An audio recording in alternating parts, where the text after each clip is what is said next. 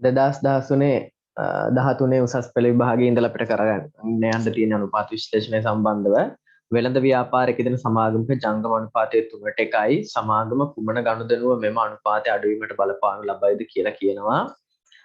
එතකොට ළමයි අපි දැනගන්න ඕනේ මේ අවස්ථාවේදී ජංගම අනුපාතය හොයන්නේ කොහොමද කියලා. ජංගම අනුපාතය හොයන්නේ ජංගම වත්කම් වලට ජංගම වගකීම්. ඔක තමයි අනුපාතය 3ට 1යි කියලා කියන්නේ ළමයි ජංගම වත්කම් 3ක් තියෙද්දි ජංගම වගකීම් 1යි. එතකොට අපි මේක ගාන දැන් අපි තේරෙන විදිහට හදාගත්තොත් නෑ එහෙම ඕනේ නැහැ. ජංගම අනුපාතය අඩු වෙන එකනේ. ඒ කියන්නේ මේ ජංගම වත්කම් අඩු වෙනවා නම් යම් හේතුවක් හින්දා 3ට 1 තියෙන එක 2ට 1 වෙනවා නම් හෝ 2.5ට 1 වෙනවා නම් හෝ ඊට වඩා අඩු වෙනවා නම් ළමයි ඒ ගනුදෙනුව තමයි ඉල්ලන්නේ. දිගු කාල ණයක් ගත්තාම මොකද වෙන්නේ? දිගු කාලයෙන් ණයක් ගත්තාම ව්‍යාපාරයට සල්ලි එනවා. ඒ කියන්නේ මුදල් කියන සම්පත වැඩි වෙනවා. ජංගම නොවන වගකීම වැඩි වෙනවා. එතකොට ළමයි මෙතනදි වෙන්නේ මුදල් වැඩි වෙනවා නම් ජංගම අනුපාතය වැඩි වෙන එක. එතකොට පළවෙනි එක ගන්න බෑ. දෙක ලාභයක් සහිතව තොග ණයට විකිණීම. ඒ කියන්නේ රුපියල් 5000ක තොගයක් රුපියල් 6000කට විකුණුවාම තොගයක් යනවා 10000ක. තොගය කියන්නේ ළමයි ජංගම වත්කමක්. ව්‍යාපාරය ඇතුළට එනවා ණය ගැතියෙක් 6000ක. එතකොට මෙතන මේ වෙනස් වෙන්නේ කෙලින්ම ජංගම වත්කම්. ඊළඟට හිමිකම වැඩි වෙනවා අදාළ ලාභයෙන් එකෙන්. එතකොට ළමයි ජංගම වත්කම් මෙතනත් තුනේ වැඩි වුණු එකනේ. එතකොට ඒක ගන්නත් බෑ. අපෙන් අහන්නේ අඩු වෙන එක. ඊළඟට 3 යන්ත්‍රයක් අත්පිට මුදලට මිලදී ගැනීම. හිතන්න යන්ත්‍රයක් අත්පිට මුදලට ගනිද්දි මොකද වෙන්නේ? ව්‍යාපාරයේ සල්ලි එළියට යනවා. මුදල් කියන වත්කමේ කියන්නේ අඩු වෙනවා. අනිත් පැත්තේ ව්‍යාපාරයට එනවා ස්ථාවර වත්කමක්. එහෙනම් මෙතනදී ඔන්න වෙනවා මුදල් කියන වත්කම අඩු වෙලා ජංගම නොවන වත්කම් වැඩි වෙනවා. එතකොට ළමයි මුදල් කියන්නේ ජංගම වත්කමක්. එයා අඩු වෙනවා නම් ජංගම අනුපාතයත් මොකද වෙන්න ඕන? අඩු වෙන්න ඕන. එතකොට මේක හරි. අපි බලමු තව මේ වගේ දැන් අපිට සමහරක් වෙලාවට ළමයි හරි කියලා එතනින් නතර වෙන්න අනිත් දේවල් චුට්ටක් බලන්න. මොකද සමහරක් වෙලාවට අපි ගන්න පිළිතුර අපිට පැටලිලා වරදින්න පුළුවන්.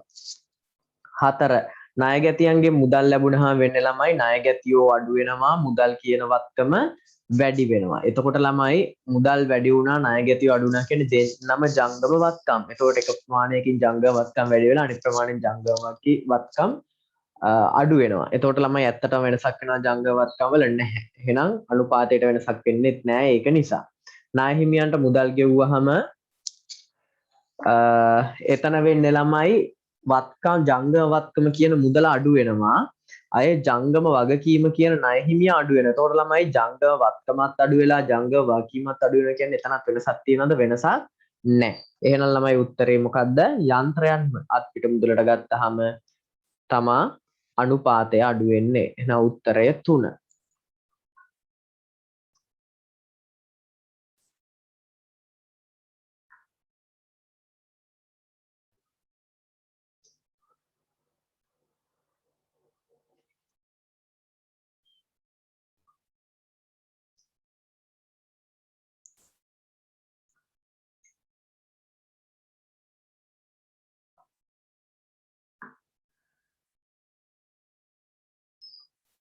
හරි. ඊට පස්සේ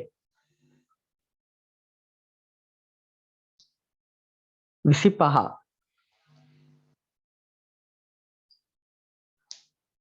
පහත තොරතුරු සමාගමක 2011 3.31 අවසන් වර්ෂය සඳහා අදාළ වේ. ඉල්ලන්නේ මොකද්ද? සමාගමේ තොග රැඳවුම් කාලය. එතකොට ළමයි ඔතනදී අපිට තොග රැඳවුම් කාලය හොයන සූත්‍රය අවශ්‍යයි. සූත්‍රය තමා මේක දින 360ක් කරගන්න ළමයි ටියුට් එක තියෙනවනේ ඔයාලා ළඟ දැන් 360ක් කරගන්න. සූත්‍රය තමා තොග රැඳවුම් කාලය හොයන දින 360 බෙදීම තොග පිරිවැටුම් අනුපාතය. එතකොට 360 නම් අපි කොහොමද ස්ථාවරණ ගණන් දීලා තියෙනවනේ ඒක දානවා. තොග පිරිවැටුම් අනුපාතය හොයන්න ඕන. තොග පිරිවැටුම් අනුපාතය හොයන්නේ විකුණුම් පිරිවැය බෙදීම සාමාන්‍ය තොගය. සාමාන්‍ය තොගය හොයන්නේ මුල තොගය එකතු කිරීම අග තොගය බෙදීම 2. එතකොට 125 175 කියන 300 බෙදීම 2 කියන්නේ ළමයි 150යි. එහෙනම් බෙදුවා 150. එතකොට 600 බෙදීම 150 කියන්නේ 4යි. එහෙනම් 364න් බෙදුවම 90යි. මෙන්න උත්තරය දින 90යි.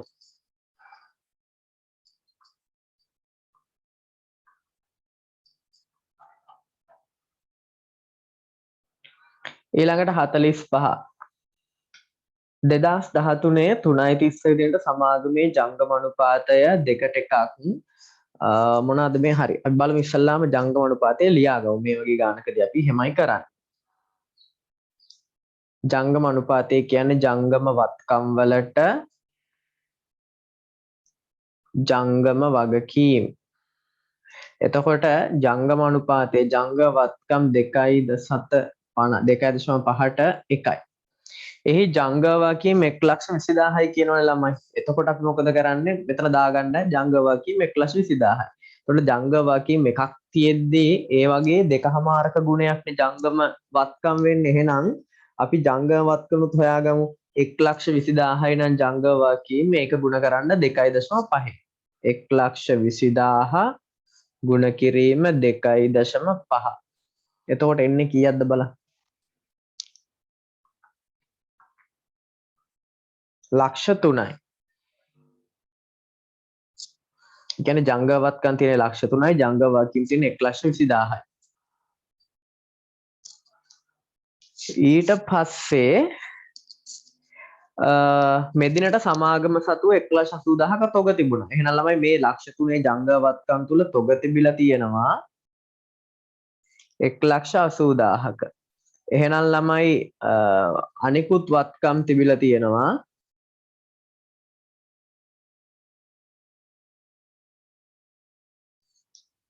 1,20,000ක. අපෙන් ඉල්ලන්නේ මොකද්ද 2013 3:30ක දිනට ජංග වත්කම් වල වටිනාකම. ඒක ළමයි දැන් අපි හොයාගත්තනේ ජංග වත්කම් වල වටිනාකම තමයි මේ ලක්ෂ 3. එහෙනම් මෙතන ලියන්න ඕන ඔයා රුපියල් ලක්ෂ 3යි. ඊට පස්සේ ඉල්ලන්නේ මොකද්ද ශනික අනුපාතය. ශනික අනුපාතය හොයන්නේ ද්‍රවශීල වත්කම් වලට ජංගම වගකීම්. එතකොට ජංගම වගකීම් 1,20,000යි ඒක වෙනසක් වෙන්නේ නැහැ. ද්‍රවශීල වත්කම් කියන්නේ ළමයි තොගය හැර ජංගම වත්කම්. එතකොට තොගය හැර ජංගම වත්කම් වෙන්නේ 1,20,000යි. එතකොට ළමයි එන්නේ 1ට 1යි. එහෙනම් මෙතන උත්තරේ ශනික අනුපාතය 1ට 1යි.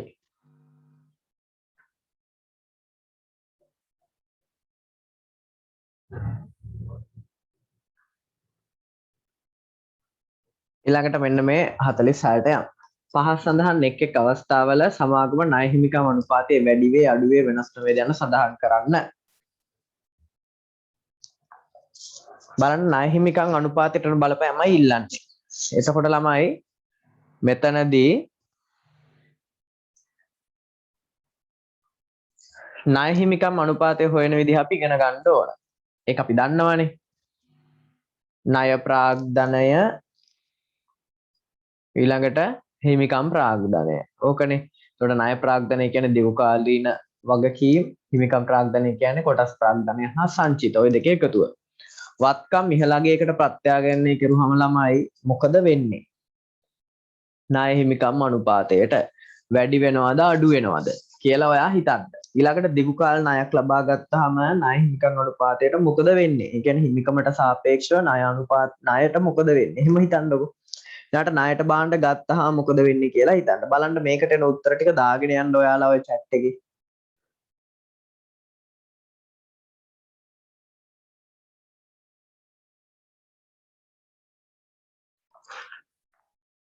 හරි බලමු ළමයි මට දෙන්න ඊවලා තියෙන උත්තර.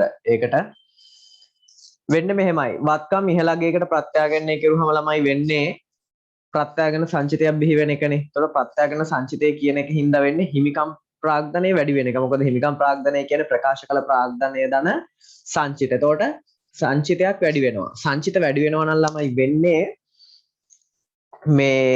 මේ පැත්ත හිමිකම් වැඩි වෙන එක. ඒතකොට හිමිකම් වැඩි වුණොත් වෙන්නේ ළමයි ණය හිමිකම් අනුපාතය අඩු වෙන එක. මොකද අපි ණය හිමිකම් අනුපාතයේදී ණය ප්‍රාග්ධනය පොතෙද්ද කියලායි කියන්නේ හිමිකම් ප්‍රාග්ධනයට සාපේක්ෂව. ඒතකොට හිමිකම වැඩි වෙනවා නම් එන්න ණය හිමිකම් අනුපාතය වෙන්නේ ළමයි අඩු වෙන එක. ඊළඟට දිගු කාලීන ණයක් ගත්තාම වෙන ළමයි ණය ප්‍රාග්ධනය වැඩි වෙනවා හිමිකම් ප්‍රාග්ධනයට වෙනසක් වෙන්නේ නැහැ. ඒතකොට මෙයා වැඩි වෙනවා නම් ළමයි ණය හිමිකම් අනුපාතයත් මොකද වෙන්නේ? වැඩි වේ. ඊළඟට ණයට භාණ්ඩ මිලදී ගන්න ඕන. ණයට භාණ්ඩ මිලදී ගනිද්දි ළමයි මුකුත් වෙනවද? නෑ. ණයට භාණ්ඩ මිලදී ගනිද්දි භාණ්ඩ කියන තොගේ කියන වත්කම වෙනවා. ණය හිමියෝ කියන ජංගම වගකීම වැඩි වෙනවා. ණය ප්‍රාග්ධනයට ණය හිමියා කියන එක නෑ එන්නේ නෑ ළමයි. එතකොට එහෙනම් මෙතනදී මේ ගනුදෙනුව වලින්ද ණය හිමිකම් අනුපාතය වෙනස් වෙන්නේ නෑ. වෙනස් නොවේ. ඊළඟට නව කොටස් නිකුතුවක් කරනවා. නව කොටස් නිකුතුවක් කරද්දි ළමයි හිමිකම් ප්‍රාග්ධනය වැඩි වෙනවා. ණය ප්‍රාග්ධනයට වෙනසක් වෙන්නේ නැහැ. එතකොට මේ පැත්ත වැඩි වෙනවා නම් මෙයා මොකද වෙන්නේ? අඩු වෙනවා. ණය හිමිකම් අනුපාතය අඩු වේ. අපි යමු ඊළඟ ප්‍රශ්නෙට. බලන්න හොයන්න 2014 ඔය ප්‍රශ්නේ අහන ණයගැති පිරවටුම් අනුපාතයයි තොග රැඳවුම් කාලයයි.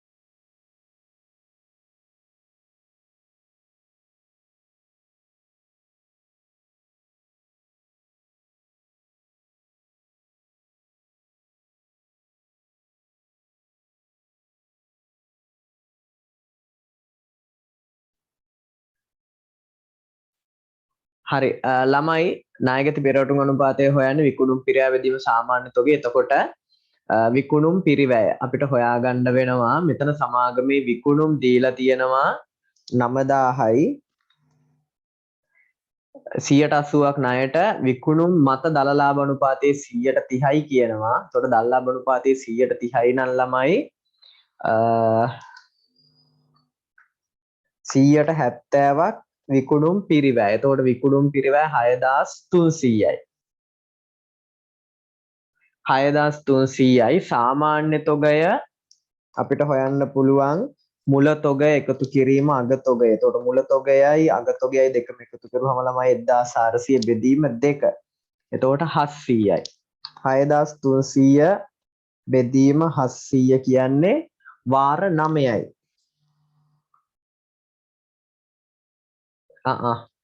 මට වැරදුනා නේද? ණයගැති පිරවටුම් අනුපාතය හොයද්දී විකුණුම් පිරිවැය නෙමෙයි එන්නේ. ණයට විකුණුම්. සෝරි මෙතෙන්ට එන්නේ ණයට විකුණුම්. එතකොට ණයට විකුණුම් අපිට කියනවා 180ක් 9000ට 180ක් අපි බලනවා 7200යි. එතකොට 7200 බෙදීම 700.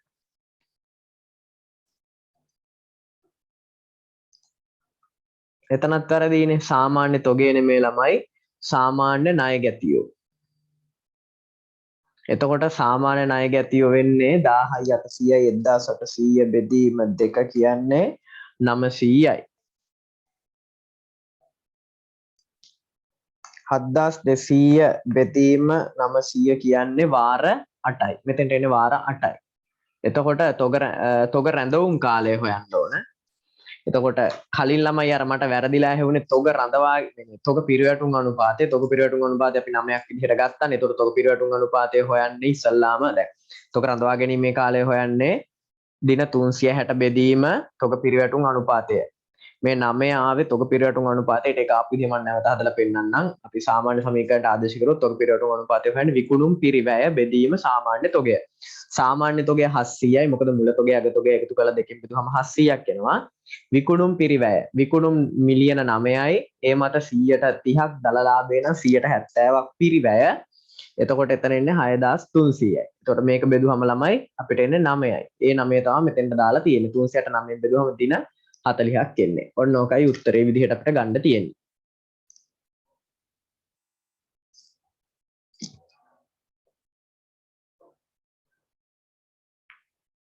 ඔයාලගේ උත්තර හරිය. මට අර පැටළුණු තැන ඔයාලට පැටලිලා නැහැ. හරි ඊළඟට ඔයාලට තියෙනවා ඊළඟ ගාන 2014 ප්‍රශ්නය. ඒකේ පහත දෑ ගණනය කරන්න තියෙන හිමිකම් මත ප්‍රතිලාභ අනුපාතය මේ විදිහට අනුපාත වර්ග පහක් තියෙනවා. ඔය පහට විනාඩි 6ක් විතර අරගෙන ළමයි ඉක්මනට අනුපාත ටික ගණනය කරගෙන යන්න. ඔය උඩ තියෙන තොරතුරු ටික දිහා බලාගෙන.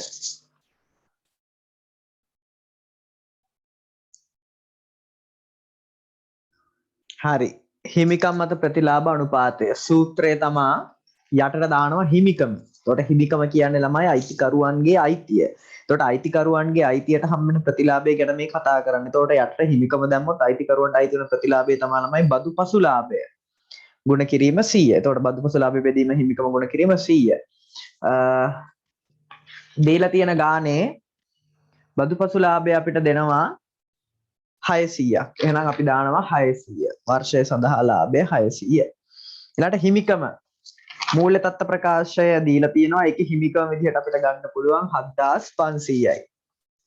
ප්‍රකාශ කළ ප්‍රාග්ධනය සංචිත එකතු කළාම 100ෙන් ගුණ කරන්න. එතකොට අපිට එනවා 108ක්. ඊළඟට පොලි ආවරණ අනුපාතය.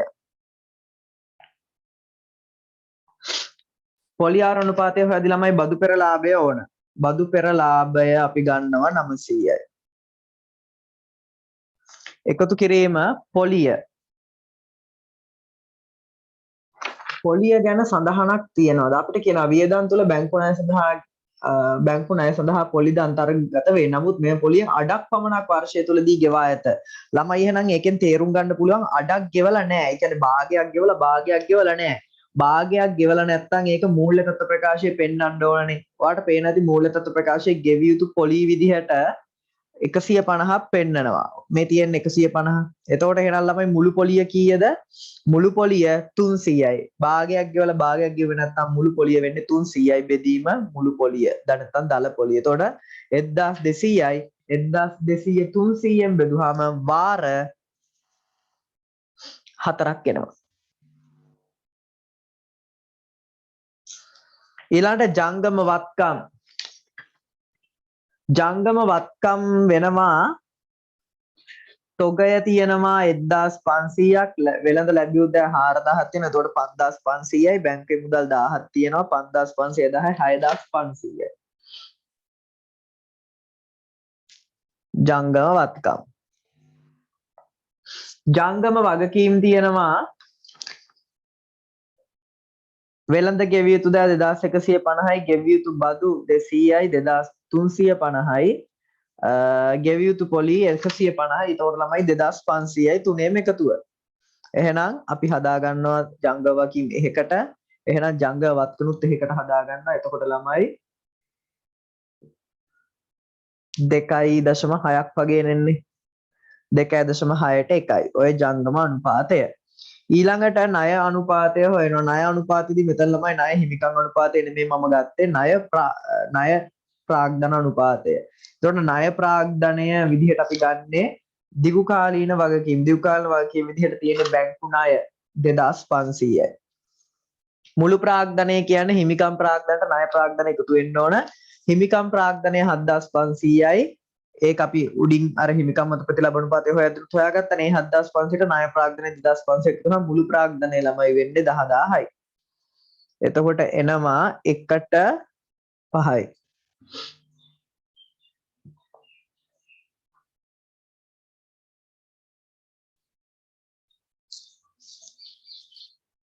එකට 5 කියනවට වඩා මේක තව පොඩි කරන්න පුළුවන් ළමයි. ඒ කියන්නේ මේ පැත්ත මුළු ප්‍රාග්ධන එකට හදාගත්තොත් එතන 0.2ට 1යි. එහෙම කියන්නත් පුළුවන්.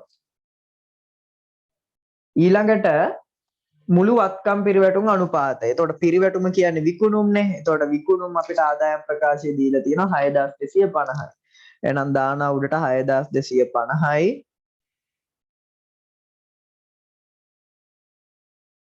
බෙදීම මුළු වත්කම්. මුළු වත්කම් වල වටිනාකම 12500යි. දැම්ම 12500. පිරිවැටුම් අනුපාතය හැමතිස්සෙම එන්න ළමයි වාර වලින්. එතකොට වාර එනවා කීයක්ද? 0.6250 බෙදන්න 0.5ක් එනවා. ඔන්න තමයි අනුපාත ටික. මට එක්කෙනයි උත්තර එවලා තියෙන්නේ මෙච්චර කට්ටිය ඉඳලා.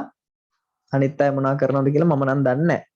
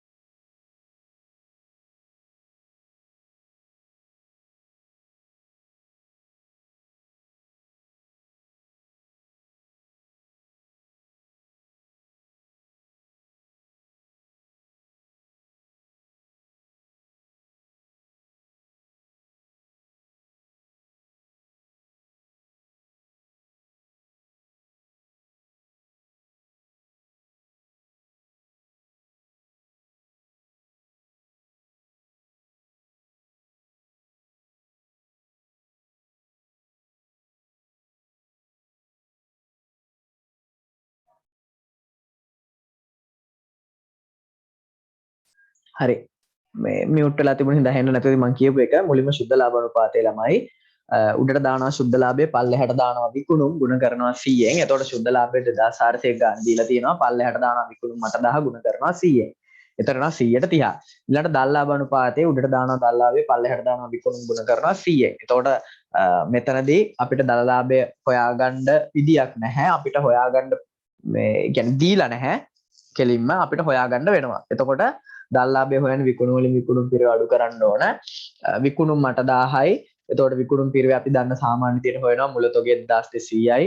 අග තොගේ 1800යි. ගැනුම් එකතු කරනවා 3600. විසඳුම වෙනවා ළමයි විකුණුම් පිරව 4000ක්. ඒ කියන්නේ හරියටම විකුණුම් වලින් භාගයක් විකුණුම් පිරිවැය. එහෙනම් ළමයි ඉතුරු ටික දල ලාභය 4000ක් එනවා. එතකොට 4000 බෙදීමට 10 ගුණ කිරීම 100 100ට 50යි. ඊළඟට ජංගම අනුපාතය ජංගම වත්කම් වලට ජංගම වාක්‍ය. ජංගම වත්කම් 3000ක් තියෙනවා. ඒකට 1500 ජංගම වාක්‍යම් වෙනවා. එතකොට දෙකට එකයි. ජංගම වත්කම් කියන්නේ වෙළඳ ලැබෙද්දී තොගේ මුදල් හා සමාන දැන්. ඊට පස්සේ ජංගම වගකීම් 1200 300 1500. එතකොට දෙකට එකක් එනවා. ඊළඟට ණයගැති පිරිවැටුම් අනුපාතය. ණයගැති පිරිවැටුම් අනුපාතය උඩට දානවා ණයට විකුණුම් පල්ලෙහාට දානවා සාමාන්‍ය ණයගැතියෝ. ණයට විකුණුම් එතකොට මෙතනදී කියනවා මුළු විකුණුම වලින් 160ක් මුළු විකුණුම් 8000යි ඒකෙන් 160ක් කියන ළමයි 4800යි. සාමාන්‍ය ණයගැතිය හොයන්නේ මුල ණයගැතිය එකතු කිරීම අග ණයගැතිය බෙදීම දෙක. එතකොට 480යි. එතකොට වාර 10ක් එනවා. ඊළඟට තියෙන්නේ තොග රඳවා ගැනීමේ කාලය. තොග රඳවා ගැනීමේ කාලය හොයද්දී ළමයි සූත්‍රය 360 අපිට දින 360ක් කියලා උපකල්පනය කරන්න කියලා කියන්නේ බෙදීම තොග පිරිවැටුම් අනුපාතය. තොග පිරිවැටුම් අනුපාතය දීලා නැහැ. ඒකින්ද හොයාගන්න ඕන තොග පිරිවැටුම් අනුපාතය හොයන්නේ විකුණුම් පිරිවැය බෙදීම සාමාන්‍ය තොගය. සාමාන්‍ය තොගය හොයාගන්න පුළුවන් ආරම්භක තොගයට එකතු කරුවා මුළු තොගය බෙදුවා දෙකෙන්. එතකොට එනවා ඒක 2000ක්. විකුණුම් පිරිවැය අපි ගානේ හොයාගත්තානේ. පෙර වැඩවල දල් ලාභ අනුපාතය හොයද්දී විකුණුම් පිරිවැය එන්නේ 4000. එන 4000 බෙදීම දෙක කියන ළමයි තොග පිරිවැටුම් අනුපාතය එනවා වාර වලින් දෙකයි. මේක උත්තරය අපි දෙන්නේ වාර දෙකයි.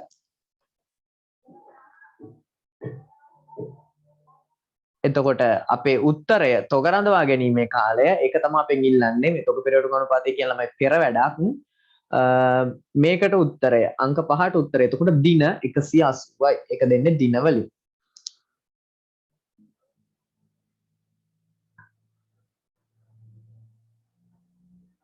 හරි බලන්න 2015 මේ ප්‍රශ්න වලින් අදාළ පිළිතුරු ටික තෝරලා ගන්න 22ටයි 23ටයි.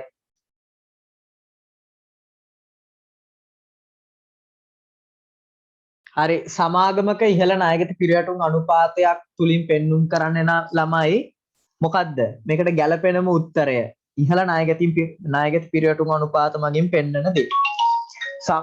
එහි ණයගැතියන් ඉක්මනින් ගෙවීම කරන බවය එහි ණයගැතියන් ඉක්මනින් ගෙවීම නොකරන බවය ඊළඟට එහි විකුණු වලින් වැඩි ප්‍රමාණයක් ණය පදනම් මත සිදු කරන බව ණයකතු කිරීමේ කාලය වැඩි බව විකුණුම් වැඩි වන බවය. මොකද්ද ළමයි මේකට හොඳම උත්තරය? ණයගැතියන් මෙතන ළමයි ඉහළ ණයගැති පිරිවැටුම් අනුපාතයක් තියෙද්දී ඒ කියන්නේ ඇත්තටම කිව්වොත් මේ විකුණුම් වැඩි වෙන ප්‍රමාණය ඔය ණයගැති පිරිවැටුම් අනුපාතය කියන්නේ ණයගැතිය විකුණුම් බවට පරිවර්තන වෙන වාර ගන්න. ඒතකොට ණයගැති පිරිවැටුම් අනුපාතයෙන් ඊළඟට අපි යනවා ණයගැති එකතු කිරීමේ කාලය. ඒතකොට ළමයි ණයගැති එකතු කිරීමේ කාලය උතනදි වෙන්නේ අඩු වෙන එක. ණයගැති එකතු කිරීමේ කාලය අඩු වෙනවා කියන්නේ ළමයි ණයගැතිය ඉක්මනට ගෙවීම කරනවා කියන එක. එහෙනම් උත්තරේ විදිහට ගන්න වෙන්නේ 22ට ළමයි 1. ඊළඟට 23 සමාගමක ජංගම අනුපාතය හා ශනික අනුපාතයේ පිළිවෙලින් 1.2යි 0.8යි කියලා කියනවා. අනිකුත් සාධක නොනස්තිවිදි බාණ්ඩ ණයට මිලදී ගැනීම තුලින් මෙම අනුපාත දෙකට ඇති වන බලපෑම කුමක්ද කියලා හිතනවා. ළමයි අහනවා ජංගම අනුපාතය හොයන්නේ ජංගම වත්කම් වලට ජංගම වගකීම්. එතකොට ජංග වත්කම් 1.2ට එකයිනේ මුලින්ම තියෙන ඊළඟ ශනික අනුපාතය. ශනික අනුපාතය හොයන්නේ ද්‍රවශීල වත්කම් වලට ජංගම වගකීම්. එතකොට ඒක 0.8යි කියලා තියෙනවා. බාණ්ඩ ණයට මිලදී ගැනීම තුලින් මෙම අනුපාත දෙකට ඇතිවන බලපෑම. ළමයි ඉස්සල්ලා බලන්නකො මේ ජංගම අනුපාතයේ බාණ්ඩ ණයට ගනිද්දි වෙන්න ළමයි මුදල් කියන ජංගවත්කම අඩු වෙලා ඒ ප්‍රමාණයෙන් යම්කිසි ප්‍රමාණයකින් අනිත් පැත්තෙන් තොගය වැඩි වෙනවා. එතකොට ළමයි ඇත්තටම වැඩි වෙලා අඩු වෙනවා කියන්නේ ජංගම අනුපාතයේ වෙනසක් වෙනවද? වෙනසක් නොවේ. ඊට පස්සේ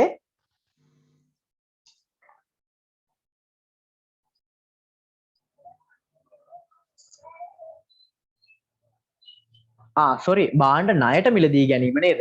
එතන වැරදුනා. වෙනසක් වෙන්නේ නැතු තියෙන්නේ නැහැ. බාණ්ඩ ණයට මිලදී ගනිද්දි ළමයි තොගය වැඩි වෙනවා. මෙයා වැඩි වෙනවා. ජංගම වගකීනුත් මොකද වෙන්නේ? වැඩි වෙනවා. හරි. එතකොට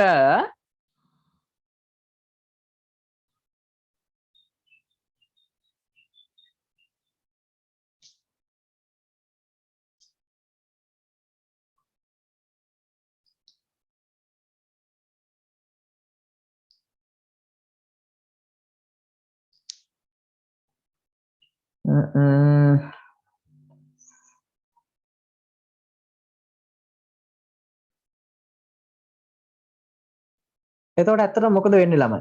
වගකීමක් වැඩි වෙනවා අනිත් පැත්තෙන් තොගය වැඩි වෙනවා. අපි මෙහෙම හිතමුකෝ මේක අපි සංඛ්‍යාවල ටිකක් කරලා ගමු. දැන් 1 කියන්නේ 1000ක් කියලා උපකල්පනය කරමු. එතකොට 1 1000යි නම් ජංගවාකී වෙනවා ළමයි 1000 ජංගවත් කරන 1200. අපි තොගයන් ණයට ගනිද්දි මොකද වෙන්නේ? හිතන්නකෝ රුපියල් 500ක තොගයන් ණයට ගන්නවා කියලා. එතකොට ණය හිමියා වැඩි වෙනවා 500කින්. ඒ කියන්නේ ජංගවාකී වැඩි වෙනවා 500යි. මේ පැත්ත ජංගවත්කම් වැඩි වෙනවා 500යි තොගය ආපු හින්දා. එතකොට මුළු වගේ වෙනවා ඒ ගනුදෙනු වුණාට පස්සේ ජංගවාකී 1500යි මෙහා 1700යි. එතකොට ජංගවාකී 1500 වෙනවා. එතකොට 1700 ඒ කියන්නේ ජංගවාකී 1500 එකට හරව ගන්න 1500 බෙදුවම එකක් වෙනවා. 1700 බෙදනවා 1500න්. එතකොට එනවා 1.13.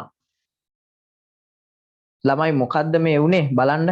අපිට ඒක අර නිකන් හිතලා බැලුවාම වෙනසක් නොවේ වගේ තේරුණාට ඇත්තටම මේ 1.2ක් තිබුණු ජංගම වත්කව මොකද වුනේ?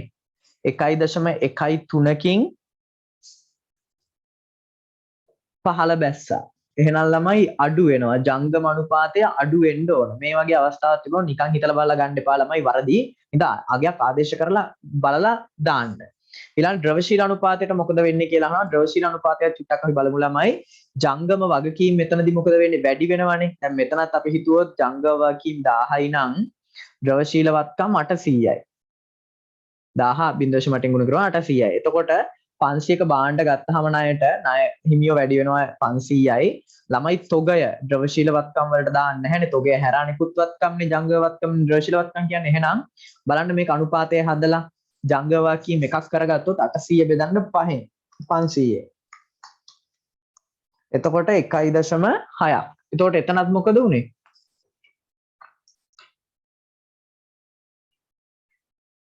sorry මෙතන ළමයි 1500ක් නෙවෙන්නේ. 800 බෙදීම 1500. එතකොට 0.5යි 3යි. ඒකත් මොකද උනේ ළමයි? අඩු වුණා. එහෙනම් උත්තරේ මොකද්ද? දෙකම අඩුවේ. මෙන්න මේක 3.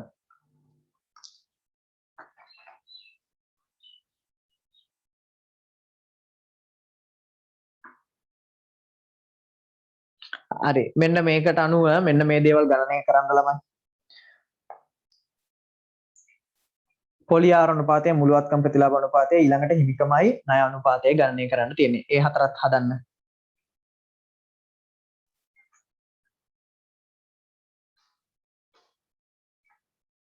හරි. පොලි ආර අනුපාතය හොයන සූත්‍රය තමා බදු පෙර ලාභය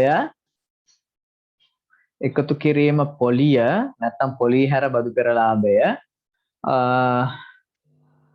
බෙදීම දල පොලිය. එහෙම නැත්නම් මුළු පොලිය. වාර වලින් උත්තරේ එන්නේ. බදු පෙර ලාභය.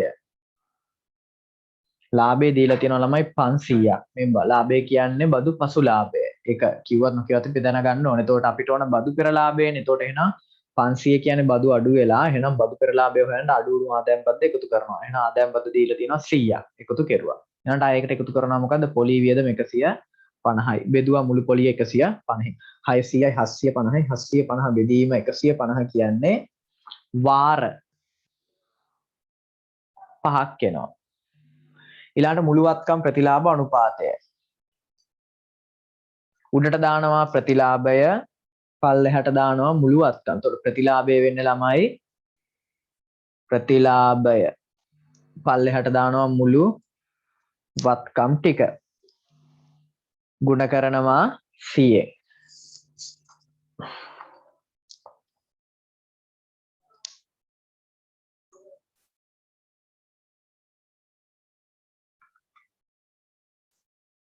එතකොට ළමයි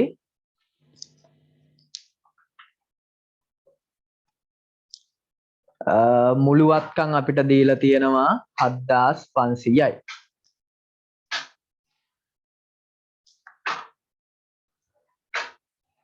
මුළුවත්කම් 7500යි. ප්‍රතිලාභය විදිහට අපි දානවා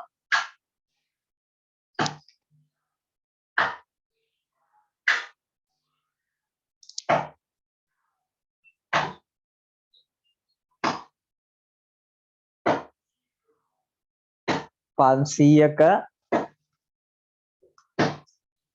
ලාභය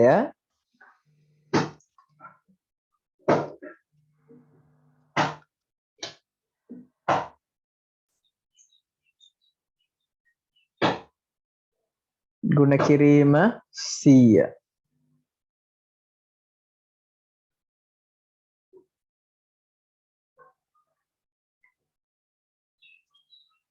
තව මේකට ළමයි ප්‍රතිලාභය කියද්දි මේ මුළුවත්කම් වලට ආයෝජනය කරලා තියෙන්නේ දෙගොල්ලක්නේ. දෙගොල්ලක් කියන්නේ ව්‍යාපාරයේ අයිතිකරුවා වගේම අය ආයෝජනය කරනවා ළමයි මේකට ණය හිමිය මුළුවත්කම් හැදෙන්නේ එහෙමනේ. එතකොට ඒ අනුපාතය හොයද්දි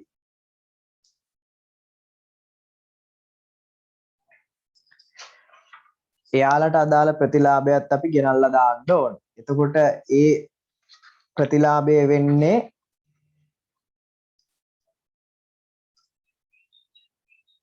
මෙන්න මේ පොලි වියදම එකක්.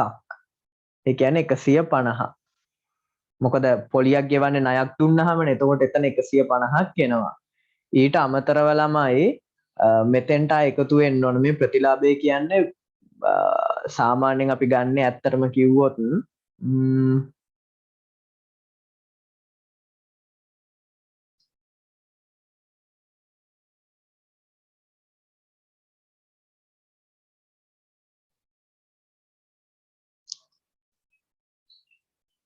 බදු පෙර ලාභය. එතකොට ඒක 100යි. එතකොට 500යි 100යි 600යි 150යි 750යි 7750 බෙදීම 7500 ගුණ කිරීම 100 කියන්නේ අපිට එනවා උත්තරය 100ට හරියටම 10කට රවුන්ඩ් වෙලා එනවා ගාන. 100ට 10යි එතකොට මුළුවත්කම් මත ප්‍රතිලාභ අනුපාතය. ඊළඟට හිමිකම ගණනය කරන්න කියන 2015 3.31කට අපි ළඟ මුළුවත්කම් තිබුණට එතනින් යන්නත් බෑ. අපිට ගණනය කරන්න වෙන්නේ මෙහෙමයි. ආරම්භක ප්‍රකාශ කළ අවසාන දවසට ප්‍රකාශ කළ ප්‍රාග්ධනය දෙනවා 1800යි. ඒ ප්‍රකාශ කළ ප්‍රාග්ධනට එකතු වෙන්න ඕන ළමයි සංචිත ටික. එතකොට සංචිත විදිහට තියෙන රඳවාගත් ටිකේම විතරයි. නමුත් ඒක දීලා තියෙන්නේ වර්ෂ ආරම්භක දවසට. ආරම්භක දවසට තියෙන රඳවාගත් ලාභ සංචිතයට අපි එකතු කරන්න ඕන ළමයි වර්ෂයේ ලාභය. එතකොට වර්ෂයේ ලාභය විදිහට එනවනේ 500ක්. අන්නේ 500 එකතු කරනවා. ඊට අමතරව ළමයි මේ රඳවාගත් ලාභ වලින් අඩු වෙන එකක් තියෙනවා. ඒ තමයි මේ අතුරු ලාභාංශ 300ක් ගෙවන එක. මේ තියෙන්නේ මෙන්න මේ 300 මෙතනින් අඩු වෙන්න ඕන. එච්චරයිනේ. ඊට පස්සේ මෙන්න මේ ටික අපි එකතු අඩු කරුවාම අපිට එනවා 2500ට 500ක් 3000යි 3000න් 300ක් ගියාම 2700යි 3500ක් එනවා ළමයි හිමිකම. මේ දහස් වලින් රුපියල් එතකොට 3500 බිඳුතුනයි කියලා තමයි අපි ලියන්න ඕනේ.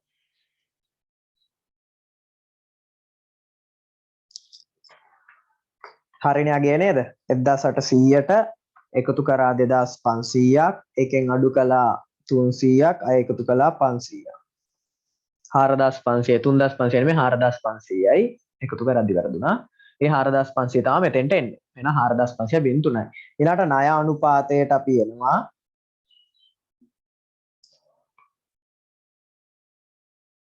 අපි ණය අනුපාතය හොයද්දි මතක තියාගන්න ණය ප්‍රාග්ධනයට මුළු ප්‍රාග්ධනය බලමු. මොකද අපේ පාස් පේපර්ස් වල ළමයි ගොඩක් ණය අනුපාතය කියලා නිකන් නමින් අහලා තිබුණොත් ඒ ණය ප්‍රාග්ධනයට මුළු ප්‍රාග්ධනය හොයන අනුපාතය. ඒ අනුපාතය තමයි මෙයාලා ඉල්ලන්නේ. ණය ප්‍රාග්ධනය අපිට හොයාගන්න වෙනවා. ණය ප්‍රාග්ධනය අපි ඉස්සලා මුළු ප්‍රාග්ධනය හොයමුකෝ. මුළු ප්‍රාග්ධනය කියලා කියන්නේ ආයතනත් ඉතින් ඒකත් හොයාගන්න අමාරුයි. ණය ප්‍රාග්ධනය දන්නේ නැති හින්දා. ඒක නිසා අපි ණය ප්‍රාග්ධනය ළමයි හොයාගමු. එතකොට අපි ණය ප්‍රාග්ධනය හොයාගන්න අපිට යන්න වෙන්නේ ව්‍යාපාරයේ ගිණුම් කරන සමීකරණ වත්කම් සමානයි හිමිකම් ධන. එහෙම නැත්නම් ඔව් හිමිකම් ධන වගකීම් කියන සමීකරණයටයි යන්න වෙන්නේ. එතකොට වත්කම් ටික අපිට දෙනවා මුළු වත්කම් 7500යි හිමිකම් ටික අපි ගණනය කරුවනේ වර්ෂ අවසාන දවසේ හිමිකම් 4500යි. එහෙනම් වගකීම වෙන්නේ ළමයි 3000යි. එහෙනම් ඒ වගකීම තමයි ණය ප්‍රාග්ධනය විදිහට ගෙනල්ලා දාන්නේ. 3000යි මුළු ප්‍රාග්ධනය කියන්නේ එතකොට කීයද? මුළු ප්‍රාග්ධනය කියන්නේ ණය ප්‍රාග්ධනයයි හිමිකම් ප්‍රාග්ධනය දෙකේම එකතුව හිමිකම් ප්‍රාග්ධනය 4500යි ණය ප්‍රාග්ධනය 3000යි දෙකේම එකතුව 7500යි. එතකොට එනවා ළමයි එකට 3000 බෙදීම 7500 කියන්නේ 0.4යි. 0.4ට එකයි. එහෙමනේ කියන්නේ. මෙන්න උත්තරය. ඔයා මේක භාග වලින් හැදුවොත් 140ක් වගේ එන්න ඕන.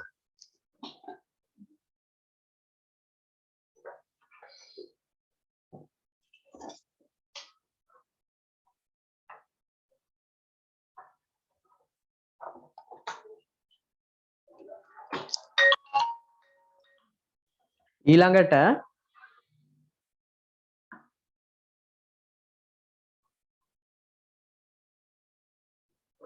අනෙකුත් සාධක ස්ථාවර තිබියදී පහත එක් අනුපාතයන්ගේ වැඩිවීම අඩුවීම එක් අනුපාතයේ වැඩිවීම සමාගම ද්‍රවශීලතාවය වැඩි දියුණු වීමක් පෙන්눔 කරන්නේද යන්න සඳහන් කරන්න. ඔව්ද නැද්ද කියලා කියන්න තියෙන්නේ ළමයි. හරි මේකටත් උත්තරේ ගන්න බලන්න 2016ට අදාළ කොටස.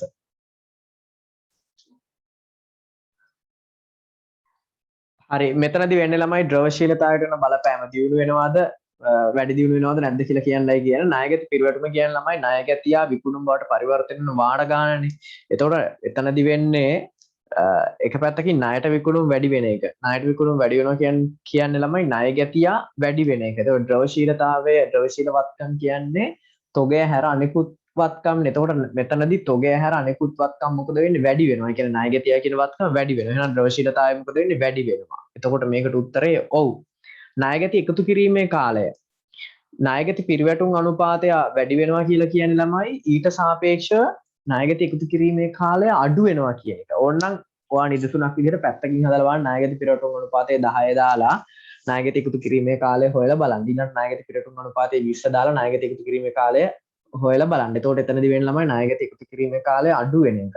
අඩු වෙනවා කියන්නේ ද්‍රවශීලතාවයත් මොකද වෙන්නේ අඩු වෙනවා. එහෙනම් නැත. ද්‍රවශීලතාවය වැඩි දියුණු වෙන්නේ නැහැ මේ අවස්ථාවේදී.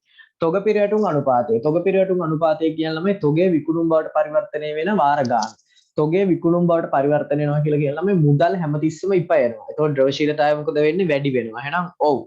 තොග රඳවා ගැනීමේ කාලය. තොග පිරිවැටුම් අනුපාතය වැඩි වෙනවා කියන ළමයි තොග රඳවා ගැනීමේ කාලය අඩු වෙනවා කියන එක. ඒතකොට තොග රඳවා ගැනීමේ කාලය අඩු වෙනවා කියලා කියන්නේ ද්‍රවශීලතාවය ළමයි වැඩි දියුණු වීමක් වෙන්නේ නැහැ නැත.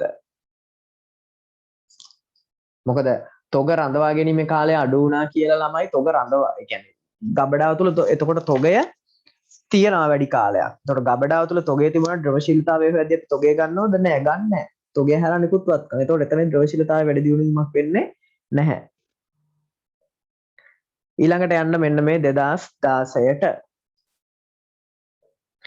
උපුල් සමාගම පොදු සමාගම හා බැඳේ තොරතුරු ටික වර්ෂයේ විකුණුම් ටික ඉල්ලනවා ඊළඟට සාමාන්‍ය තොගය මුළු වත්කම් පිරවැටුම් මුළු වත්කම් ඉල්ලනවා හිමිකම් මත ඉපයුම් ඉල්ලනවා හිමිකම් අනුපාතය ඉල්ලනවා ඔය අනුපාත ටික ගණනය කරන්න බලන්න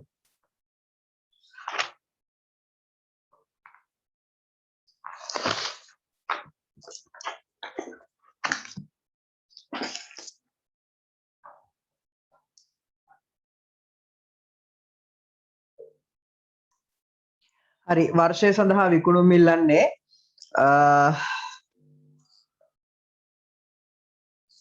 විකුණුම් අපිට ගන්න පුළුවන් මේ දීලා තියෙන දත් වලින් කොහොමද? දල ලාභ අනුපාතය දීලා තියෙනවා. දල ලාභය දීලා තියෙනවා. එතකොට අපිට එතනින් ගන්න එක ලේසියිනේ ළමයි. දල ලාභ අනුපාතය හොයන්නේ උඩට දානවා දල ලාභය පල්ලෙහාට දානවා විකුණුම් ගුණ කිරීම 100. ඔහොමනේ හොයන්නේ. එතකොට දල ලාභ අනුපාතය 120ක් දීලා තියෙනවා. 120යි කියන්නේ 0.2යි. ඊළඟට දල ලාභය අපිට ගන්න දීලා තියෙනවා ලක්ෂ 4යි. විකුණුම් වලට x කියලා දාගන්නවා 100ෙන් ගුණ කරනවා. එතකොට sorry 0.2යි දැම්ම 100ෙන් ගුණ කරන්නේ අපි දානවා 0.2. එතකොට මේකට හරස් ගුණිතය දාමු. 0.2x 400යි. එහෙනම් 0.2කින් බෙදනවා.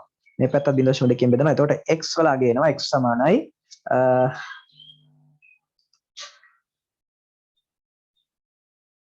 400 බෙදීම 0.2. 400 බෙදීම 0.2 2000ක් එනවා. මේ එන්නේ ළමයි රුපියල් මං හිතන්නේ දහස් වලින්. ඔව් දහස් වලින් අපි හැදුවේ. ඒ කියන්නේ ළමයි විකුණුම් වල වටිනාකම රුපියල් මිලියන 2යි. ඊළඟට සාමාන්‍ය තොගය 2015 16 සඳහා සාමාන්‍ය තොගය අපිට හොයාගන්න ඕන. එතකොට අපි යන්නේ කොතනද? සාමාන්‍ය තොගය සම්බන්ධ වෙලා හොයන අනුපාතය තමයි මෙන්න මේ තොග පිරිවැටුම් අනුපාතය. එහෙනම් එතනින් අපි යමු. තොග පිරිවැටුම් අනුපාතය සමානයි උඩට දානවා විකුණුම් පිරිවැය පල්ලෙහාට දානවා සාමාන්‍ය තොගය. එතකොට විකුණුම් පිරිවැය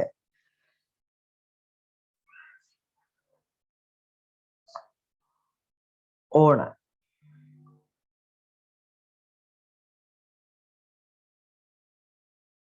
තොග පිරිවැටුම් අනුපාතය නම් දීලා තියෙනවා වාර 8යි. විකුණුම් පිරිවැය අපිට හොයාගන්න විදිහක් තියෙයිද? තියෙනව නේද? දල ලාභ අනුපාතයේ 120යි නම් ළමයි. ඒ කියන්නේ විකුණුම් වලින් 120යිනේ. විකුණුම් අපි හොයාගත්තනේ මිලියන 2ක්. මිලියන 2කින් 120ක් ලාභය නම් ඉතුරු 180 විකුණුම් පිරිවැය. ඒ කියන්නේ ළමයි 1600යි විකුණුම් පිරිවැය. දහස් වලින් කිව්වොත් සාමාන්‍ය තොගයට x කියලා දාගන්නවා. එහෙනම් x විසඳුවාම ඔයාට එනවා 200යි. ඒ කියන්නේ ලක්ෂ 2යි. සාමාන්‍ය තොගය රුපියල් ලක්ෂ 2යි. ඊළඟට මුළු වත්කම් 2016 3.31කට මුළු වත්කම් හොයාගන්න නම් ඉතින් අපිට ගන්න වෙන්නේ අනුපාතය තමයි වත්කම් පිරිවැටුම් අනුපාතය. එහෙනම් වත්කම් පිරිවැටුම් අනුපාතයෙන් යමු. වත්කම් පිරිවැටුම් අනුපාතය උඩට දානවා පිරිවැටුම. ඒ කියන්නේ විකුණුම්නේ. පල්ලෙහාට දානවා විකුණුම්. එතකොට පිරිවැටුම අපිට දෙනවා අපි හොයාගන්නවා 2000යි පල්ලෙහාට දාන්නේ වත්කම් නේ 2000යි ඒක අපි යටින් ලියමුකෝ.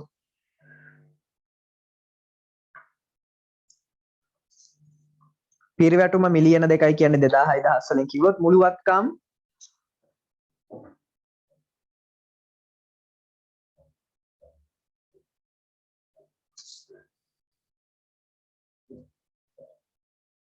මුළු වත්කම් ටික තමයි හොයන්න තියෙන්නේ. එකට x කියලා දාගමු. වත්කම් පිරිවැටුම් අනුපාතයේ වාර 0.5යි. එතකොට මේක විසඳුවාම x සමානයි 2000 බෙදීම 0.5 4000යි.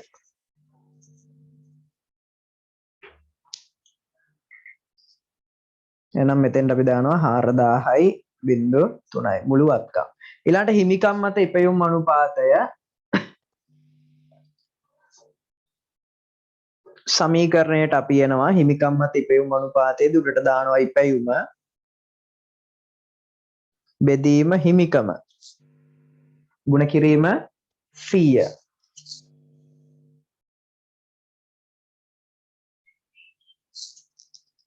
එතකොට ඉපයුම කියන ළමයි බදුපසු ලාභය අපි ළඟ විකුණුම් තියෙනවා 2000ක් නෑ අපිට දලලාභය දීලා තියෙනවානේ කෙලින්ම දලලාභයේ තියෙනවා ලක්ෂ 4ක් අපි හොයන්න ඕන බදුපසු ලාභය. එතකොට ලක්ෂ 4ෙන් අඩු කරන්න වියදම ළමයි 160 ලක්ෂ 4 කියන්නේ 400න් අඩු කරන 160ක්. එතකොට එනවා ලාභය 240යි.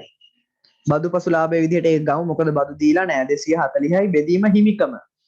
එතකොට ව්‍යාපාරයේ මුළු වත්කම් අපි දැන් ටිකකට කලින් හොයාගත්තනේ 4000යි 4000 මුළු වගකීම් තියෙනවා 1600යි. එහෙනම් 4000න් 1600 ගියාම ළමයි 2400ක් හිමිකම එනවා. 2400යි ගුණ කිරීම 100 බලන්න ගුණ කරන්න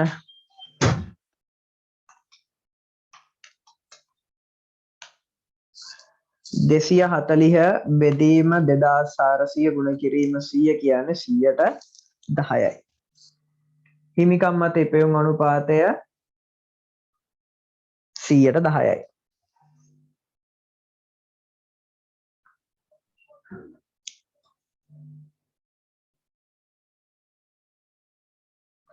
ඊළඟට හිමිකම් අනුපාතය ඉල්ලන.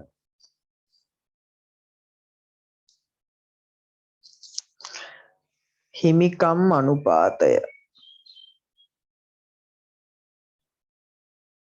ළමයි දැන් මෙතන අපි එහෙම ඉගෙනගෙන නැහැනේ අපේ සිලබස් එකේ හිමිකම් අනුපාතය කියලා කෙලින්ම එහෙම දීපු අවස්ථාවක් නැහැනේ. එතකොට මෙතනදී මතක තියාගන්න මේ වගේ අවස්ථාවකදී හිමිකම් අනුපාතයේ විදිහට දැන් මේ පේපර් එකේ ළමයි මාකින්නික්ස් ස්කීම් එකට අනුව මෙයාලා හිමිකම් අනුපාතයේ විදිහට ඉල්ලලා තියෙන ළමයි මුළු හිමිකමට වත්කම් අනුපාතය. එහෙම නැත්නම් මුළු වත්කම් හිමිකම් අනුපාතය තමයි ඉල්ලලා තියෙන්නේ. හරි. එහෙම නිකන් ඔයා කොහේ හරි නෝට් එකක් දාගන්න. දැන් අපි අර ණය අනුපාතයේ ඉල්ලුවොත් අපි දැම්මේ මොකක්ද?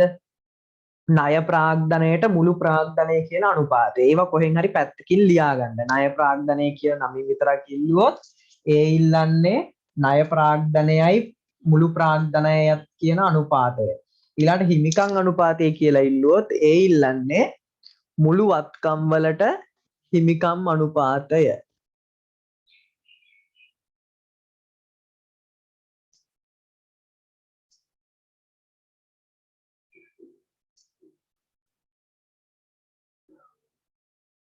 හරි එතකොට උඩට දානවා මම මේක ප්‍රතිශත වලින් හදුවා උඩට දානවා හිමිකම් පල්ලෙහාට දානවා මුළු වත්කම් ගුණ කිරීම 100.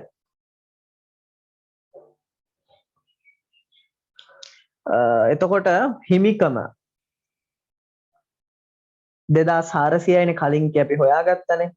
එතකොට මුළු වත්කම් 4000යිනේ. නැත්තම් මුළු ප්‍රාග්ධනය කිව්වත් කමක් නැහැ. මුළු ප්‍රාග්ධනයට හිමි ප්‍රාග්ධනය. එහෙම කිව්වත් කමක් නැහැ. එතකොට 2400 බෙදීම 4000 ගුණ කිරීම 100. එතකොට එනවා ළමයි 100ට 60. මෙයාගේ උත්තරේ 100ට 60යි.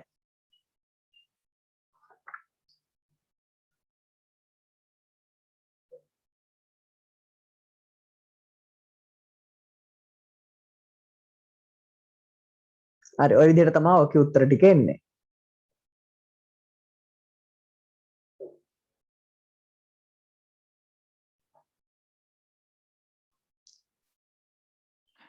බලන්න ළමයි ජංගම අනුපාතය දෙකට එකයි. ඒ කියන්නේ ජංගම වත්කම් දෙකක් තියෙද්දී ජංගම වගකීම් එකයි. අපි නිකන් උදාහරණයකට පොඩි උපකල්පිත අගයන් දෙකක් දාගත්තොත් මේක ළමයි 10000යි නම් ජංගම වගකීම් මෙයා ජංගම වත්කම් 20000යි රුපියල්. කොහොමද තියෙන්නේ? භාණ්ඩ විකුණුමක් සඳහා අත්තිකාරමක් ලැබීම. මොකක්ද ණයට විකිණීමක් කියලාකුත් තියෙනවානේ. ඒ ණයට විකිණීම එන්නේ ළමයි මෙතෙන්ට. ලාභාන්තික ඇතිවිදි භාණ්ඩ ණයට විකිණීම. හරි. දැන් ළමයි ඔය එක එක ගණන අපි නිකන් ආදේශ කරගෙන යමු. භාණ්ඩ විකුණුමක් සඳහා අත්තිකාරමක් ලැබෙනවා කියලා ළමයි අපිට ඇත්තටම සල්ලි එනවා. සල්ලි එනවා නම් ළමයි ජංගම වත්කම් පැත්ත වැඩි වෙනවා. එතකොට කීයක්ද? රුපියල් 10000යි නම් 10000ක් වැඩි වෙනවා. අර ඒ වගේම ළමයි අනිත් පැත්තෙන් අපිට වගකීමකුත් වැඩි වෙනවා. මොකද අත්තිකාරම් මුදල් කියන්නේ ජංගම වගකීමක්. ඒතකොට 10000කින් ජංගම වගකීමුත් වැඩි වෙනවා. නිකමට දැන් අනුපාතය හදලා බලන්න. 20000යි ජංගම වගකීම් මෙයා 30000යි. එතකොට අනුපාතය හදද්දි මෙයා එකකට ගනිද්දි වගකීම 30000 20000න් බෙදුවම 1.5යි. අන්න බලන්න අපි නොහිතුවාට ඒ කියන්නේ අපි දැන් හිතන්නේ එකපාරම අරගෙන ජංගවත්කනුත් වැඩි වුණා එක ප්‍රමාණයකින් ජංගවකීමත් වැඩි වුණා කියලානේ. නමුත් අනුපාතය දිහා බලද්දි ළමයි අනුපාතය අඩු වෙලා තියෙනවා. එහෙනම් මේක ඔන්න අඩු වෙන බලපාන එකක් කියලා අපි අඳුනගත්තා. කෝකටත් අනිත් ඒවා ටිකක් බලමු. ලාභාන්තිකයක් සහිතව භාණ්ඩ විකුණද්දි මොකද වෙන්නේ ළමයි? ජංගවත්කම්ම වැඩි වෙලා ජංගම වගේ මේ ජංගවත්කම් එක පැත්තකින් වැඩි වෙනවා ණය ගැති වෙන හින්දා අනිත් පැත්තෙන් තොගේ අඩු වෙනවා මේ ව්‍යාපාරයට ජංගවත්කමක් ඉදිරියට. ඒතකොට ළමයි එතන වත්කම් වාකීම් එකම ප්‍රමාණය වෙනස් වෙන්නේ. ඒකින්ද අනුපාතයට බලපෑමක් වෙන්නේ නැහැ. ඊළාට කලින් ණයට ගත්තු භාණ්ඩ ආපසු යවද්දිනොත් වෙන්නේ මොකද්ද ළමයි? ඇති වුණු ණය හිමියා අඩු වෙලා ඇති වුණු වත්කම අඩු වෙන එක. එතනත් ළමයි එතනදිත් වෙනසක් වෙන්නේ නැහැ. මොකද එකම ප්‍රමාණයෙන් කලින් බලපාලා තියෙන්නේ. ඊළාට මෝටර රථයක් මුදලට විකුණුවාම ළමයි ජංගවත්කම් වැඩි වෙනවා. ඒ වගේම මෝටර රථය කියන ජංගම නොවනවත්කම අඩු වෙනවා. එතකොට එතනදි ළමයි ජංගම අනුපාතය වැඩි වෙන එකයි වෙන්නේ. ඊළඟට බැංකුවකින් දිව්කාල ණයක් ගත්තාම මුදල් වැඩි වෙනවා ජංගම නොවනවකින් වැඩි වෙනවා ළමයි. එතන වෙන්නේ මුදල් කියන වත්කම වැඩි වෙන හින්දා ජංගවත්කම් වැඩි වෙයි. එතකොට එතනදි ගන්න දෙයක් නැහැ අපිට. එතකොට උත්තරේ විදිහට ගන්න වෙන්නේ 23ට 1.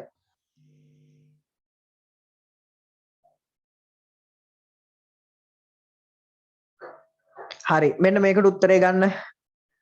අනුපාත දෙකක් දීලා තියෙනවා. අහලා තියෙන ප්‍රශ්න ටිකක් ඒකට අදාළ සමාගම නම් කරගෙන යන්නයි තියෙන්නේ.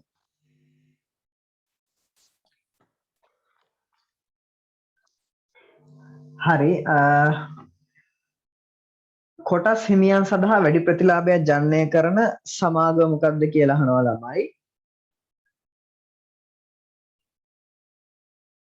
අපි ඒක හොයාගන්න මෙන්න මේ ණය හිමික මේ හිමිකම් මත ප්‍රතිලාභ අනුපාතය. හිමිකමට ලබා දෙන ප්‍රතිලාභ අනුපාතය. ඒතකොට ළමයි යා වැඩිම ඉන්නේ R ගේ. එහෙනම් උත්තරය R.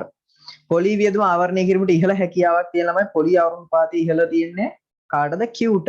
එහෙනම් Q. වත්කම් අත්පත් කර ගැනීම සඳහා වැඩි ණය ප්‍රාග්ධනය භාවිතා කරන සමාගම.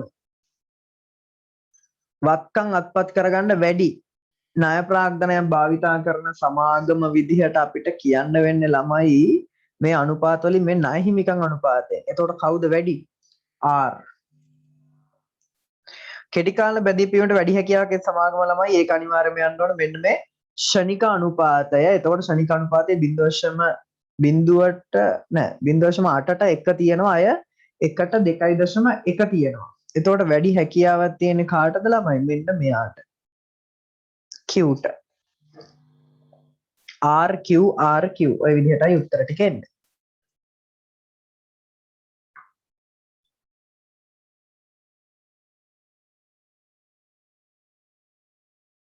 හරි මෙන්න මේ අනුපාත ටිකත් අපි ගණනය කරමු. 2017 පේපර් එකේ ආපු අනුපාත ටික. ජංගම අනුපාතය, ණයගැති පිරවටුම් අනුපාතය, හිමිකම් මත ප්‍රතිලාභ අනුපාතය, පොලි ආර අනුපාතය හා වත්කම් පිරවටුම් අනුපාතය ගණනය කරන්න තියෙන්නේ.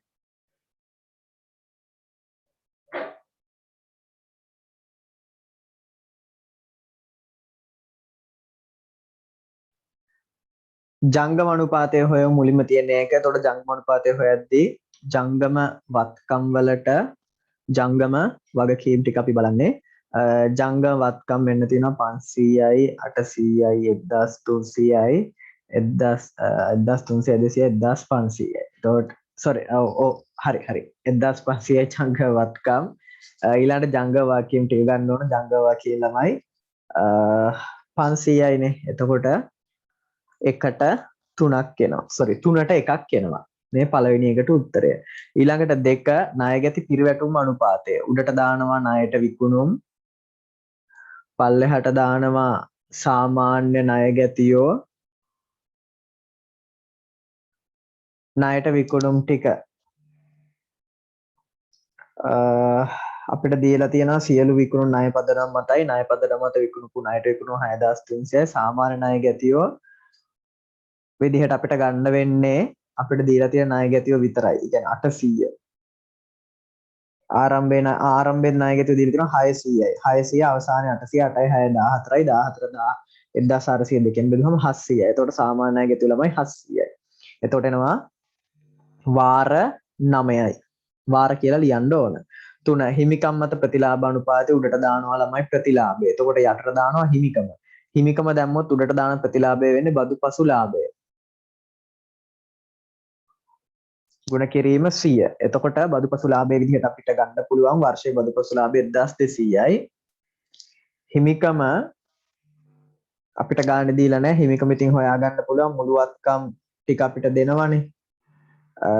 මුළුවත්කම් වලින් මුළු වගකීම් ටික අඩු කරන්න ඕනේ. ඒ කියන්නේ මුළුවත්කම් දේපල පිරුතු උපකරණ 3000යි, තොග 500යි, ලැබෙද 800යි, මුදල් 200යි එකතු වුනම 4500යි.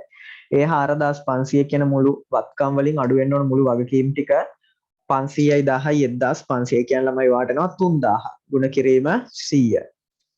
එතකොට 1200 බෙදීම 3000 ගුණ කිරීම 100. බලන්න කීයක් එනවද කියලා. 1200 බෙදීම 3000 ගුණ කිරීම 100 කියන්නේ 100ට 40ක් එනවා. ඊළඟට 4 පොලි ආවරණ අනුපාතය. උඩට දානවා බදු පෙර ලාභය. ධන පොලිය බෙදීම මුළු පොලිය. බදු පෙර ලාභය අපිට ගන්න පුළුවන් බදු පසුලාභය 1200යිනේ. එහෙනම් බදු පෙර ලාභය හොයන්න 1200 කියන බදු පසුලාභයට එකතු කරන්න ඕන අඩු කරපු ආදායම් බද්ද 600. අය එතකොට එනවා බදු පෙර ලාභය එකට එකතු කරනවා වර්ෂයේ පොලිය 300.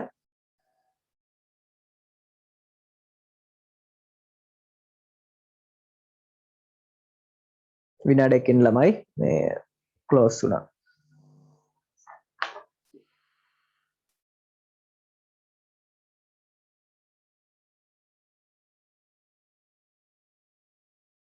හරි එතකොට බදු පෙර ලාභය ඉස්සලම හොයාගත්ත බදු පෙර ලාභය 1200ට අඩු දුණු ආදායම් බද්ද එකතු කරුවා 600. ඊට පස්සේ පොලිය මුළු පොලිය 300යි 300 එකතු කරනවා. බෙදනවා 300න් එන්නේ මේක වාර වලින් ආවරණ අනුපාතයක් නිසා. එතකොට වාර අපිට එන්න ගන්න පුළුවන් 7ක්. වාර 7යි. ඊළඟට 5 වත්කම් පිරිවැටුම් අනුපාතය. වත්කම් පිරිවැටුම් අනුපාතය හොයද්දි උඩට දානවා විකුණුම්, පල්ලෙහාට දානවා මුළු වත්කම්. එතකොට මේකත් එන ළමයි පිරිවැටුම් අනුපාත වාර වලින් මුළු විකුණුම් වල වටිනාකම 6300යි. මුළු වත්කම් 4500යි. එතකොට මේක බෙදන්න වාර එනවා 1.4ක් වගේ ගානක්.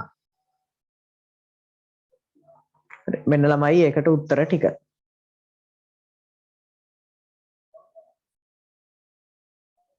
හරි අපි එනවා මේකට උත්තරේ ගන්න. ඉල්ලන්නේ මුලින්ම තොග රැඳවුම් කාලය.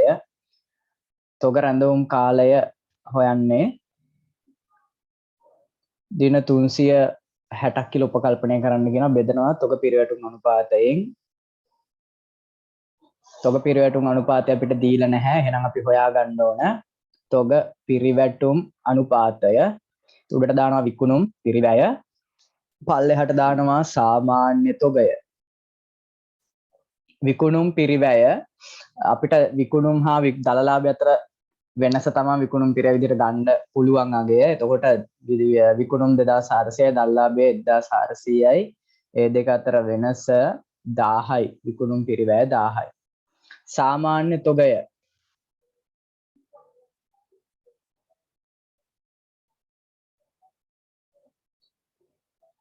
මං හිතන්නේ ළමයි මේක සාමාන්‍ය ලාභය නෙමෙයි. මේ සාමාන්‍ය තොගය වෙන්න ඕන. මේ සාමාන්‍ය තොගය 200යි. එතකොට තොග පිරිවැටුම් අනුපාතය ළමයි 5යි. එහෙනම් 360 බෙදීම 5. එතකොට එනවා දින 70 5 වරක් 4 පහ 35යි දින 12. sorry දින 72ක්. එතකොට රැඳුම් කාලේ දින 72යි. ඊළඟ සාමාන්‍ය ණය ගැතිය හොයන්න තියෙනවා.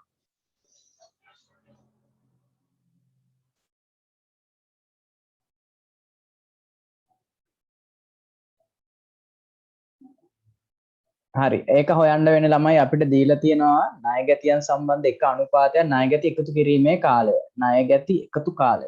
එතකොට ණය ගැති එකතු කාලය හොයන්නේ දින 360 බෙදුවා ණය ගැති පිරිවැටුම් අනුපාතය. එතකොට ණය ගැති එකතු කිරීමේ කාලය දින 45යි 360 බෙදුවා x කියලා ණය ගැති පිරිවැටුම් අනුපාතය දැනට දාගමු. x වලගේ හොයාගමු. 360 45න් බෙදන්න ඕන. 360 බෙදීම 45 කියන්නේ ළමයි 8ක් එනවා. ණය ගැති පිරිවැටුම් අනුපාතය 8යි. ඔතනින් තමයි සාමාන්‍ය ණය ගැතිය හොයන්න වෙන්නේ. ණය ගැති පිරිවැටුම් අනුපාතය හොයන සූත්‍රය දැන් අපි ලියනවා. ණය ගැති පිරිවැටුම් අනුපාතය සමානයි උඩට දානවා ණයට විකුණුම් පල්ලෙහාට දානවා සාමාන්‍ය ණය ගැති. එතකොට ණය ගැති පිරිවැටුම් අනුපාතයේ වාර 8යි ණයට විකුණුම් 2400යි x කියලා දාගන්නවා සාමාන්‍ය ණය ගැති. එතකොට x විසඳුවම x විසඳන්න තියෙන්නේ 2400 බෙදන්න ඕන 8ෙන්. එතකොට 300යි. එහෙනම් ළමයි උත්තරේනේ 72යි අනිත් තැනට 300යි. බලමු එහෙම උත්තරයක් තියෙනවද කියලා. තියෙනවා. 72යි 300 කියන්නේ ලක්ෂ 3යි. එතකොට පහ උත්තරය.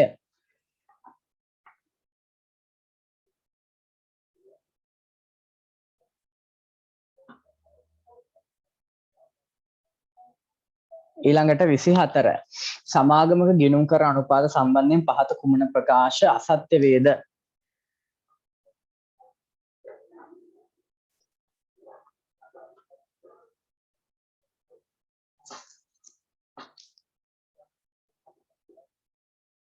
කියනවා එක අසත්‍ය වෙන එකයි අහන්නේ. ප්‍රවර්තන වර්ෂයේ ආදායම් බදු අනුපාතයේ වැඩිවීමත් පොලියාවර අනුපාතයට බලපෑමක් ඇති නොකෙරේ. පොලියාවර අනුපාතය හොයන්නේ කොහොමද ළමයි? බදු පෙරලාභය දන පොලිය බෙදීම මුළු පොලිය. එතකොට ළමයි බදු පෙරලාභයනේ ගන්නෙ. එතකොට බදු පෙරලාභය ගනිද්දී ආදායම් බදු වැඩි වුණා කියලා පොලියාවර අනුපාතයට ප්‍රශ්නයක් වෙනවද? ප්‍රශ්නයක් වෙන්නේ නැහැ. එහෙනම් බලපෑමක් නොකෙරේ. ඒක හරි. දෙක පසුගිය වසරට සාපේක්ෂව ණයගැති පිරිවැටුම් අනුපාතයේ වැඩිවීමක් මගින් ප්‍රවර්තන වර්ෂය තුලදී ණයගැති එකතු කිරීම උපක්‍රමය අනුගමනය කළ බව පෙන්눔 කෙරේ. ණයගැති පිරිවැටුම් අනුපාතය වැඩි වෙනවා නම් ළමයි ණයගැති එකතු කිරීමේ කාලය අඩු වෙනවා. එතකොට ඵලදායී ණය එකතු කිරීමේ උපක්‍රමයක් අනුගමනය කළ බව පෙනේ. පොඩි පෙනීමක් තියෙනවා. අපි බලමු තාම ඊට වඩා ගැළපෙන උත්තර තියෙනවද කියලා. මොකද පිරිවැටුම් අනුපාතය වැඩි වෙනවා කියන්නේ අනිවාර්යයෙන්ම ණයගැති එකතු කිරීමේ කාලය අඩු වෙනවා කියන එක. එතකොට මේකේ පොඩි නිවැරදිතාවයක් තියෙනවා. බලමු ඉස්සරහට. ඒ කියන්නේ ඒකම හේතුවක් නොවෙන්නත් පුළුවන්. ඒකයි මම මේ කියන්නේ. ගැළපෙන උත්තර තිබුණ නැත්නම් දෙවෙනි එක තමයි උත්තරේ. පසුගිය වසරට තොග රැඳුම් කාලයේ වැඩිවීම ප්‍රවර්තන වර්ෂය තුලදී ඵලදායී තොග කළමනාකරන ප්‍රතිපත්තියක් අනුගමනය කර බව පෙනේ. මේකෙත් වෙන්න ඕන පසුගිය වසරට සාපේක්ෂව මම හිතන්නේ පසුගිය වසරට සාපේක්ෂව තොග රැඳුම් කාලයේ වැඩිවීමක් ප්‍රවර්තන වර්ෂය තුලදී ඵලදායී තොග කළමනාකරන ප්‍රතිපත්තියක් අනුගමනය කිරීමට හේතු වෙලා තියෙනවා කියලායි කියන්නේ. එතකොට ළමයි මෙතනත් ඔය අර විදිහම තමයි කියන්නේ තොග පිරිවැටුම් අනුපාතයයි තොග රඳවා ගැනීමේ කාලය අතර තියෙන ළමයි සාමාන්‍ය ප්‍රතිවිරුද්ධ සම්බන්ධතාවයක්. එතකොට මේකෙත් කියන්නේ තොග රැඳුම් කාලයේ වැඩිවීම මගින් ප්‍රවර්තන වර්ෂය තුලදී තොග කළමනාකරන ප්‍රතිපත්තියක් අනුගමනය කළ බව පෙන්눔 කෙරේ. තොග රඳවා ගැනීමේ කාලයේ වැඩිවීමක් කියන්නේ ළමයි ඵලදායී තොග කළමනාකරන ප්‍රතිපත්තියක් අනුගමනය කරන බව පේනවද? ඒක නිකන් එහෙම හිතන්නකෝ. තොග රඳවා ගැනීමේ කාලය වැඩි කියන්නේ ළමයි ගබඩාවේ තොග රැඳ වෙන කාලය වැඩි. ඒතකොට ගබඩාවේ තොග රැඳ වෙන කාලය වැඩි කියන්නේ ඒක හොඳ මේ දෙයක්ද? නෑ, හොඳ දෙයක් නෙමෙයි. එහෙනම් ළමයි ඒක වැරදි. වැරදි ප්‍රකාශයක් කියලා අපිට නිකම්ම හිතන්න පුළුවන්.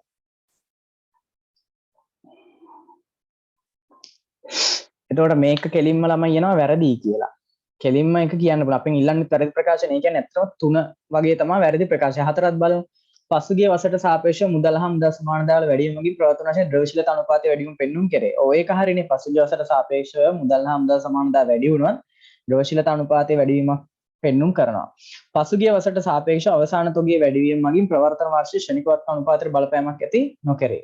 ඒක හරිනේ. අවසාන තොගයේ වැඩි වුණා කියලා ශනික අනුපාතය වැඩක් වෙන්නේ නැහැ.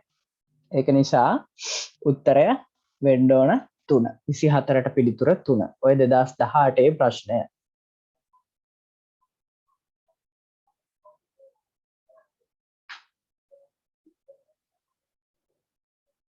හරි. අපි ඊළඟට යනවා 2018 දෙවෙනි කොටසේ ඇවිල්ලා තියෙන ප්‍රශ්නයට.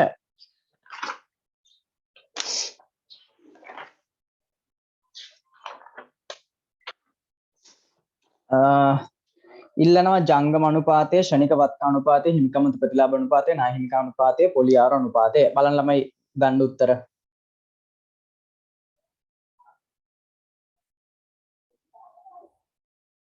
හරි, මුලින්ම අපි ජංගම අනුපාතයට ආවොත් ළමයි ජංගම වත්කම් විදිහට තියෙනවා තොගය වෙළඳ ලැබුද්ද මුදල් සේරගම එකතුව 9600 9500 5020යි සේරම එකතු කරනවා ළමයි 24200ක් එනවා. එතකොට ජංගම වගකීම් වෙන්නේ වෙළඳ කිවිද්ද ආදායම් බදු ප්‍රතිපාදන හා බැංකු අයිරාව සේරගම එකතු 11 කීයද?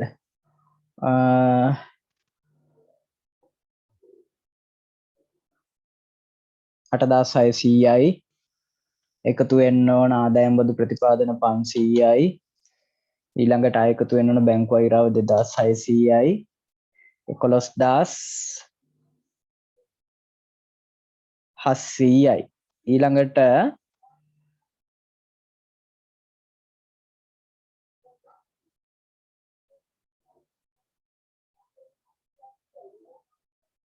ළමයි 11700ක් නෙන්නේ අමතර තොරතුරු ටිකක් අපි බලන්න ඕනේ. මොකද අමතර තොරතුරු වල මොනවා හරි ගැලපෙilla තිබුණොත් ඒවා ගලපන්න ඕන. දැන් ඔයාගේ දෙවෙනි ගැලපෙilla මෙහෙම කියනවා.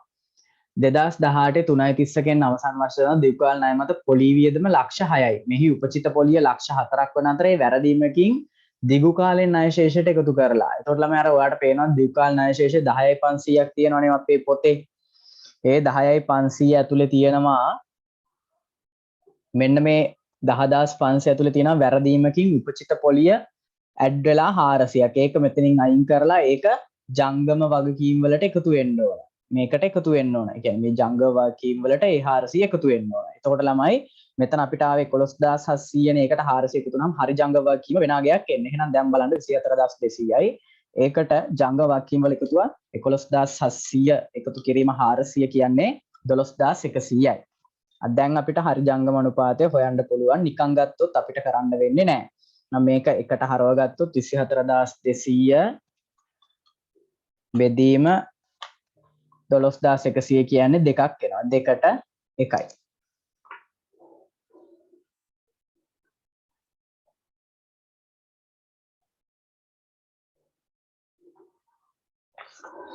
ඊළඟට ශනික අනුපාතය. ශනික අනුපාතය හොයන්නේ ද්‍රවශීල වත්කම් වලට ජංගම වගකීම්. එතකොට ජංගම වගකීම 12100යි. ඒක හරි. ඊළඟට ද්‍රවශීල වත්කම්. ද්‍රවශීල වත්කම් ටික වෙනවා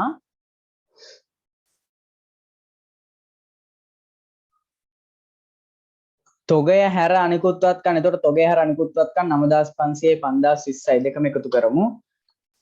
9500 එකතු කිරීම 5020 එනවා 14520යි.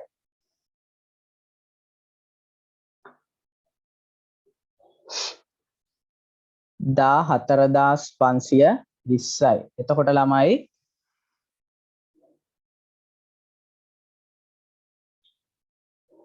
බලන්න මෙයා එකකට හරව ගත්තොත් 14520 බෙදීම 12100 1.2යි. එතකොට ශනික අනුපාතය 1.2ට 1යි.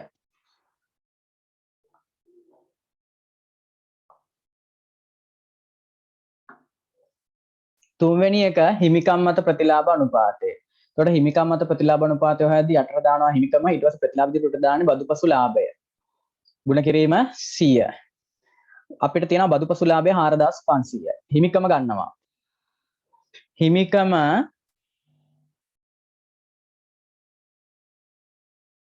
22,800යි ප්‍රකාශ කළ ප්‍රාග්ධනය. ඒකට එකතු කරනවා ළමයි සංචිත ප්‍රත්‍යාගන සංචිත 2000යි රඳවාගෙන තිබුණු 5200යි එකතුව 30000යි.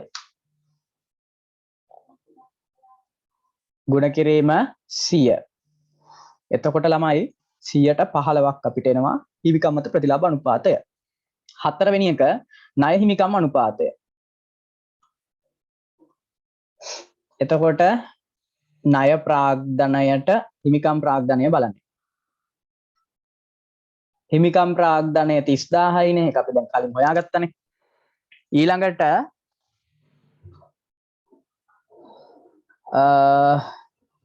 හිමිකම් ප්‍රාග්ධනය 30000යි. ණය ප්‍රාග්ධනය අපි ගන්නවා මෙන්න මේ දිගු කාල ණය 10,500න් 400 අඩු කරන්න ඕනේ. එතකොට 10යි 100ක් වෙනවා. එහෙනම් ණය ප්‍රාග්ධනය 10යි 100යි. දැන් බලන්න ළමයි. ණය ප්‍රාග්ධනය 1යි හිමිකම් ප්‍රාග්ධනය හිමිකම් ප්‍රාග්ධනය එකට හරව ගත්තොත් ණය ප්‍රාග්ධනය වෙනවා 10යි 100 බෙදීම 30000 0.33.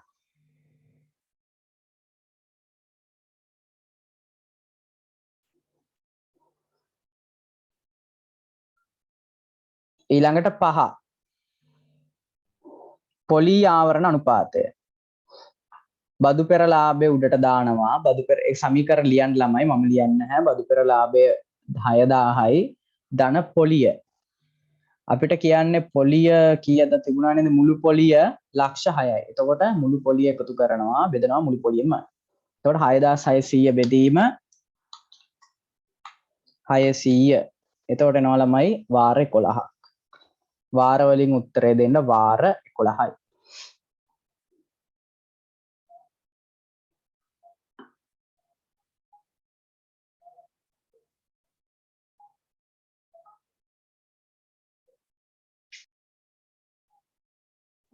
හරි. දැන් එන්න 2019 අහලා තියෙන ප්‍රශ්නෙට. මේකත් හදන්න ළමයි ශුද්ධ ලාභ අනුපාතය, පොලි ආවරණ අනුපාතය, හිමිකම් මත ප්‍රතිලාභ කොටස කිපෙවම ණය හිමිකම් අනුපාතය ගැනයි අහන්නේ.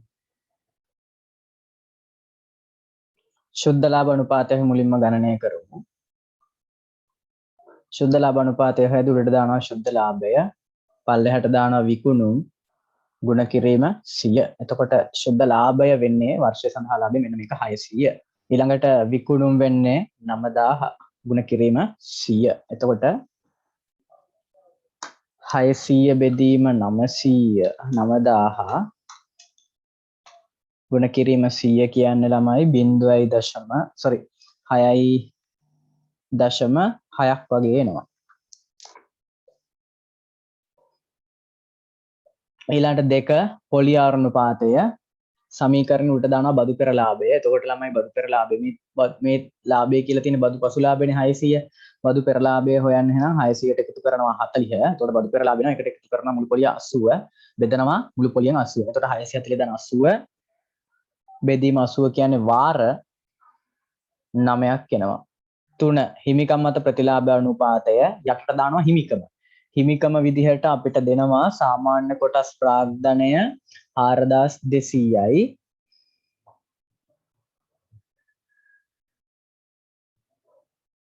එතකොට මුළු හිමිකම හැදෙන්නේ රඳවාගත් මේ සාමාන්‍ය කොටස් ප්‍රාග්ධනය 4200ට එකතු වෙනවා ළමයි.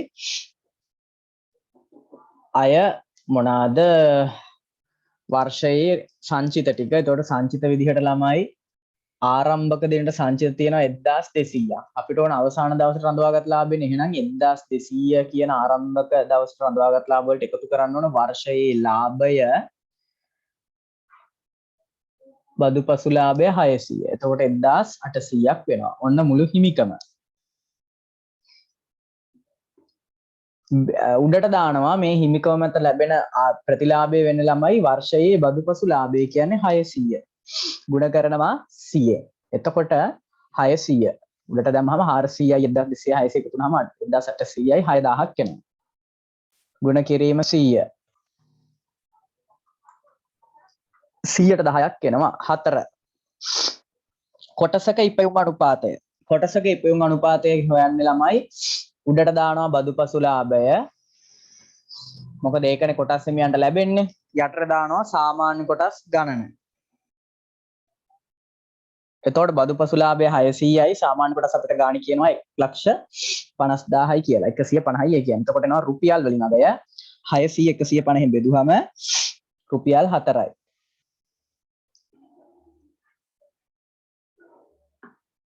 ඊළඟට අවසාන එක ණය හිමිකම් අනුපාතය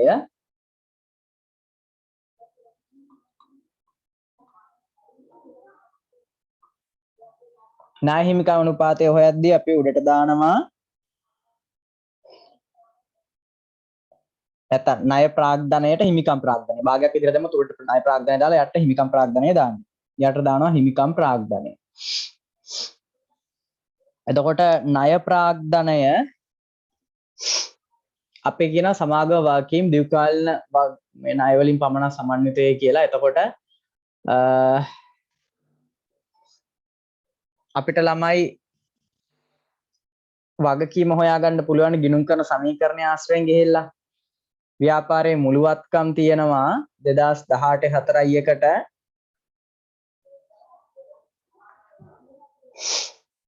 6600ක්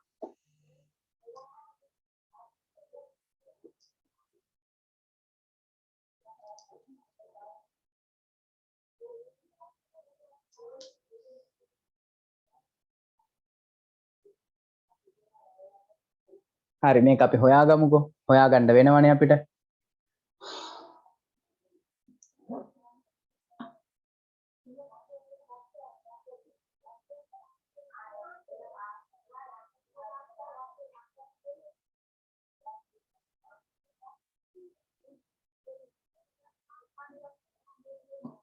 අපිට තියෙනවා ළමයි මේ මුළුවත්කම් තියෙනවා 8400යි එතකොට ප්‍රාග්ධනය තියෙනවා 4200 අපි ටිකකට කලින් හොයාගත්තට රඳවාගත් ලාභත් එහෙනම් අපිට මෙහෙම කරන්න පුළුවන් හිමිකම් ප්‍රාග්ධනය හොයාගන්න පුළුවන්නේ හිමිකම් ප්‍රාග්ධනය 6000යි ඒක අපි කලින් මේ යට හොයලා තියෙනවා තුන්වෙනි එකේ හොයද්දී ණය ප්‍රාග්ධනය එතකොට හිමිකම ළමයි 6000යි නම් මුළුවත්කම් අපිට ගාණ දීලා තියෙන 8400යි එතකොට 8400යි හිමිකම් ප්‍රාග්ධනය 6000යි අතර වෙනස 2400 තමයි ණය ප්‍රාග්ධනය වෙන්නේ.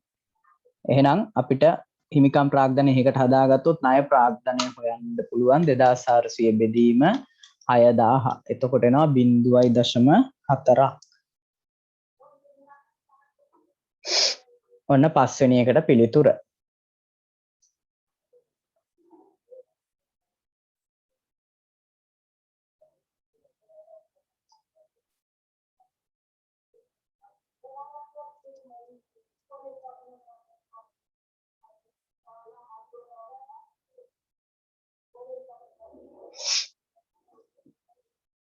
හරි ඊළඟට 2019 පේපර් එකේම ළමයි 45 වෙනි ගාන වැරදි මේ නිවැරදි ප්‍රකාශය තෝරන්න තියෙන්නේ ඉහළ තොග පිරිවැටුම් අනුපාතයන් අඩු තොග රැඳවුම් කාලයක් පෙන්눔 කරයි. ඒක හරියන ළමයි මම ඔයාලට කිව්වා පිරිවැටුම් අනුපාතයි අද රැඳවුම් කාල හෝ කාලය අතර තියෙන්නේ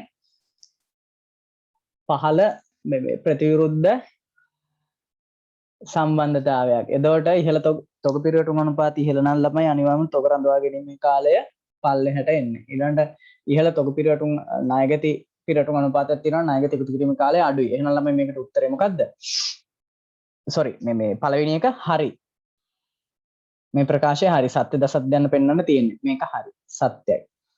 ඊළඟට ණයගතියන්ගේ මුදල් එකතු කර ගැනීම තුළින් ජංගම අනුපාතය අඩු වේ. ළමයි ණයගතියන්ගේ මුදල් එකතු කරගත්තාම මොකද වෙන්නේ? මුදල් කියන ජංගමවත්කම වැඩි වෙලා ණයගති කියන ජංගමවත්කම ප්‍රමාණයෙන් අඩු වෙන එක. එතකොට මේකේ වෙනසක් වෙනවද? අඩු වෙන්නේ නැහැ. කියන්නේ වෙනසක් නොවේ. එතකොට මේ ප්‍රකාශය අසත්‍යයි. ඊළඟට ඉහළ පොලි ආර අනුපාතයන් අඩු ණය ගෙවීමේ හැකියාව පෙන්වුම් කරන්නේ නැහැ. ඉහළ පොලි ආර අනුපාතයෙන් පෙන්වන්නේ ණය ගෙවීමේ හැකියාව හොඳ දේවල්. එතකොට මේකත් අසත්‍යයි. ඊළඟට වසර අවසාන තොගේ ශුද්ධ උපලබ්ධයකට මිනුම් කිරීම දල්ලාභ අනුපාතයට බලපෑමක් ඇති කරයි. ඔයා නිකමට හිතන්න ළමයි. ශුද්ධ උපලබ්ධයකට මිනුම් කරද්දී අපි තොගේ විදිහට දාන්නේ මේ මොකද්ද තොගේ විදිහට මූල්‍ය තත්ත්වය දාන්නේ පිරිවැය ශුද්ධ පෙළ දෙකෙන් අගයන් දෙකෙන් වඩා අඩු අගය. එතකොට ළමයි දල්ලාභ අනුපාතයට බලපෑමක් වෙනවා. දල්ලාභය හොයන්නේ කොහොමද? දල්ලාභය හොයන්නේ උඩට දානවා දලලාභය, පල්ලෙහාට දානවා විකුණුම්, ගුණ කරනවා 100ෙන්. එතකොට ළමයි දලලාභය හොයන්න අපි ගන්නෙ තොගේ පිරිවැයගේනේ. එතකොට ළමයි ඇත්තටම අවසන් තොගේ ශුද්ධ පෙළ දෙකට අගය කෙරුවා කියලා මේ දල්ලාභ අනුපාතයට බලපෑමක් වෙනවද? බලපෑමක් ඇති වෙන්නේ නැහැ. එතකොට මේක අසත්‍යයි.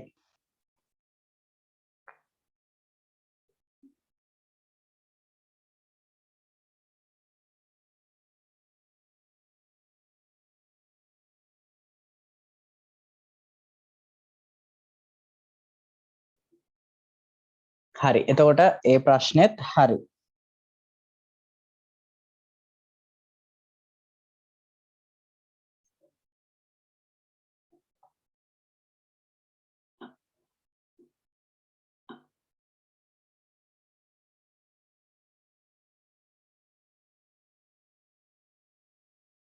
හරි. ඊළඟට ළමයි මේ අපි එන්නේ ඔයාලට ආසන්නම පේපර් එක 2020 ආපු අනුපාත සම්බන්ධයෙන් අහපු පේපර් එකට.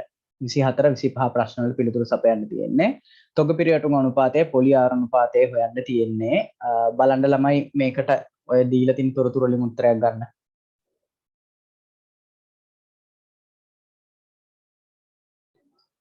තොග පිරිවැටුම් අනුපාතය. තොග පිරිවැටුම් අනුපාතය හොයන සූත්‍රය උඩට දානවා විකුණුම් පිරිවැය, පල්ලෙහාට දානවා සාමාන්‍ය තොගය. විකුණුම් පිරිවැය ගානේ 4200යි. සාමාන්‍ය තොගය අපිට දීලා තියෙනවා අග නිමි තොගයයි මුල නිමි තොගය අග නිමි තොගය 8614යි කියන්නේ 1400 බෙදීම 2. එතකොට සාමාන්‍ය තොගයනේ එතකොට 700යි. බලන්න 4200 බෙදන්න 700ෙන් 6ක් එනවා. වාර 6යි.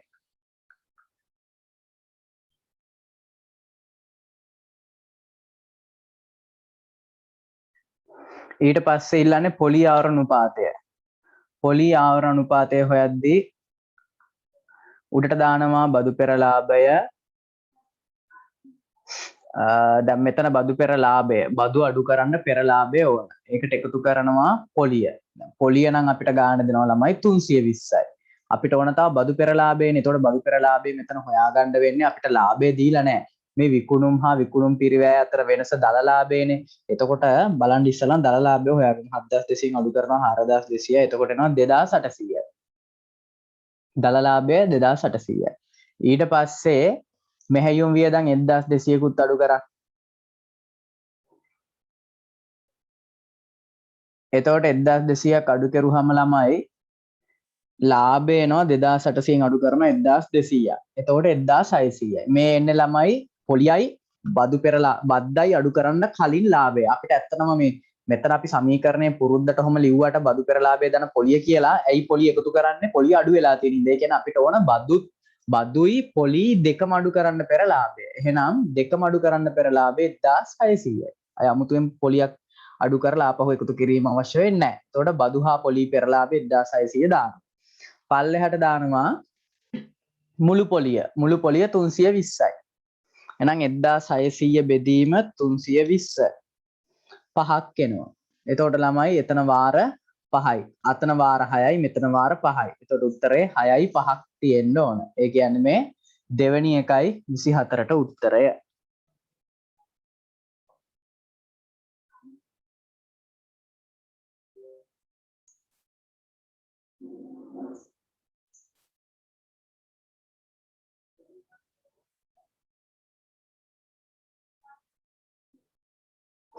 ඊළඟට හිමිකම් මත ප්‍රතිලාභ අනුපාතයේ කොටසක ඉපයුමයි. හරි. හිමිකම් මත ප්‍රතිලාභ අනුපාතයත් හොයමු මේ දීලා තියෙන දත්ත වලින්.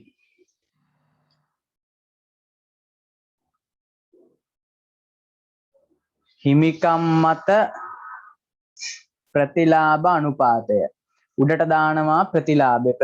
ප්‍රතිලාභයේ විදිහට එන්න ළමයි ඉස්සලම යට දාමුකෝ හිමිකම. මේ ව්‍යාපාරයේ හිමිකම 4400යි කියනවනේ. 4400යි. මීට අදාළ ප්‍රතිලාභයෙන් ළමයි බදු පසු ලාභය. අපි හොයාගත්ත පොලියයි බද්දයි අඩු කරන්න කලින් ලාභය 1600 නම් මේකෙන් පොලිය 320කුත් අඩු කරලා බදු වියදම් 400කුත් අඩු කරුවම අපිට එනවා බදු පසු ලාභය.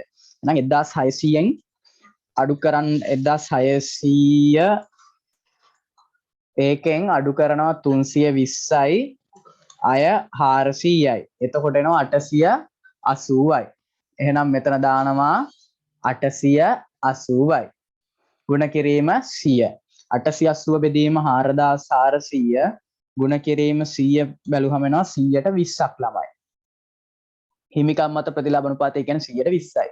ඊළඟට කොටසක ඉපැයුමනේ. කොටසක ඉපැයුම හොයන්නේ බදුපසු ලාභය බෙදීම සාමාන්‍ය කොටස් ගණන සාමාන්‍ය කොටස් ලක්ෂ 4යි. එහෙනම් 880 බෙදීම ලක්ෂ 4යි කියන්නේ 2.2යි රුපියල්. එතකොට 120යි 2.2යි උත්තරේ එන්න ඕන. බලමු එහෙම එකක් තියෙනවද කියලා.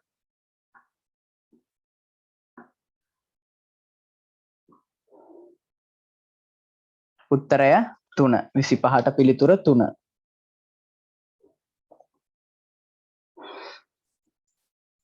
ඊළඟට අපි එනවා 2020 ඊළඟ ප්‍රශ්නයට.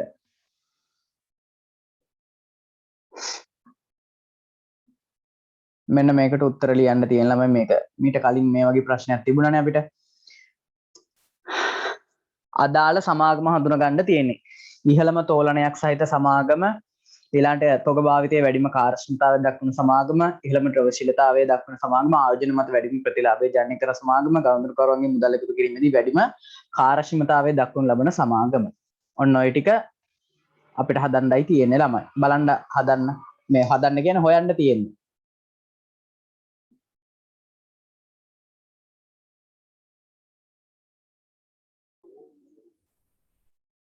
හරි ඉහළම තෝලනය සහිත සමාගම. තෝලනය කියන්නේ ළමයි ණය හා හිමිකම් අතර කියන්නේ දෝලනයක් වගේ දෙයක්. ඒතකොට ඒකට තමයි අපි තෝලනය කියන්නේ එහෙම. ඒතකොට ඒ හිමිකමට ණය අනුපාත තමයි තෝලන අනුපාත විදිහට කතා කරන්නේ. එහෙනම් ළමයි ඉහළම තෝලනයක් තියෙන අනුපාතය මොකක්ද කියලා අහනවා. ඒතකොට අපි තීරණය ගන්න ඕන මොන අනුපාතය මත ඉඳගෙනද? ණය හිමිකම් අනුපාතය තමයි ළමයි මෙතනදී අපිට මේ පිළිතුර මේ හොයන්න භාවිතා කරන්න පුළුවන් අනුපාතය. එතකොට අපිට ඉල්ලනවා සමාගම හඳුනා ගන්න. එහෙනම් ණය හිමිකම් අනුපාතයේ වැඩිම ළමයි මොකද්ද? මෙන්න මෙයා බීටා. එහෙනම් අපි ලියනවා බීටා සමාගම අනුපාතයත් ලියන්න කියන. එතකොට අනුපාතය ඔයා මේකට උත්තර ලියද්දි ළමයි සමාගම අනුපාතය කියලා දෙපැත්තට බෙදලා ලියන්න වෙන්නේ. එතකොට අනුපාතය වෙන්නේ ණය හිමිකම් අනුපාතය. ණය හිමිකම් අනුපාතය. ඊළඟට තොග භාවිතයේ වැඩිම කාර්යක්ෂමතාවය දක්වනු ලබන සමාගම. තොග පිරිවැටුම් අනුපාතය දිහා බලලා තමයි ළමයි ඒක කියන්න වෙන්නේ. එතකොට හොඳම කාර්යක්ෂමතාවයක් තියෙන කවුරු ළඟද? මෙන්න මෙයා ළඟ. වාර 9.5. එතකොට අපි ලියනවා ඇල්ෆා සමාගම. අනුපාතය තොග පිරිවැටුම් අනුපාතය. ඊළඟට ඉහළම ද්‍රවශීලතාවයේ සහිත සමාගම. ඉහළම ද්‍රවශීලතාවය කියන එක ද්‍රවශීලතාවය සම්බන්ධ ළමයි අපි සාමාන්‍යයෙන් කතා කරන්නේ දෙකයිනේ. අනුපාත ජංගම අනුපාත ශනික අනුපාතයි. එතකොට මේ දෙකම අනුව බලද්දි ළමයි ඉහළම ද්‍රවශීලතාවයක් තියෙන දැන් ජංගම අනුපාතය ගමුකෝ අපි. ජංගම අනුපාතය අනුව බලද්දි බීටා සමාගම තමයි ඉහළම. ශනික අනුපාතය ගනිද්දිනොත් මෙයානේ බීටා. එහෙනම් අපිට කියන්න පුළුවන් බීටා සමාගම. එතකොට ඔයා ගත්ත අනුපාතය මොකද්ද? ජංගම අනුපාතය ගත්තා. අවශ්‍ය නම් ශනික අනුපාතය කියලා ලියන්න පුළුවන්. ඔය ඕන එක. ඔතෙන්ට උත්තර දෙකව වළංගුයි. ඊළඟට වැඩිම ආයෝජනයේ මත වැඩිම ප්‍රතිලාභ ජනනය ආයෝජනයේ මත වැඩිම ප්‍රතිලාභ ජනනය කරන සමාගම ළමයි ඒක ගන්න වෙන්නේ මෙන්න මේක මුළු වත්කම් මත ප්‍රතිලාභ අනුපාතය වැඩිම අනුපාතයක් දෙන්නේ 114ක් ගැමා සමාගම. එතකොට ළමයි අපිට කියන්න වෙන්නේ මුළු වත්කම් ප්‍රතිලාභ අනුපාතය. ඊළඟට ගනුදෙනුකරුවන්ගේ මුදල් එකතු කිරීමේදී වැඩිම කාර්යක්ෂමතාවය දක්වන ලබන සමාගම ණය එකතු කිරීමේ කාලය කියලා එකක් නැහැ. නමුත් ණය එකතු කිරීමේ කාලය හොයන්න භාවිතා කරන ණයගති පිරිවැටුම් අනුපාතය දෙනවා. එතකොට ණයගති පිරිවැටුම් අනුපාතය ළමයි වැඩි වෙන්න ණය එකතු කිරීමේ කාලය අඩු වෙනවා.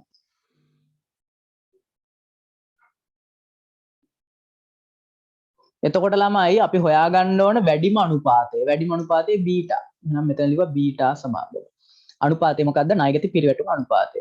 ඔන්න උත්තර ටික තමයි ළමයි ඔයාට තියෙන්න ඕන.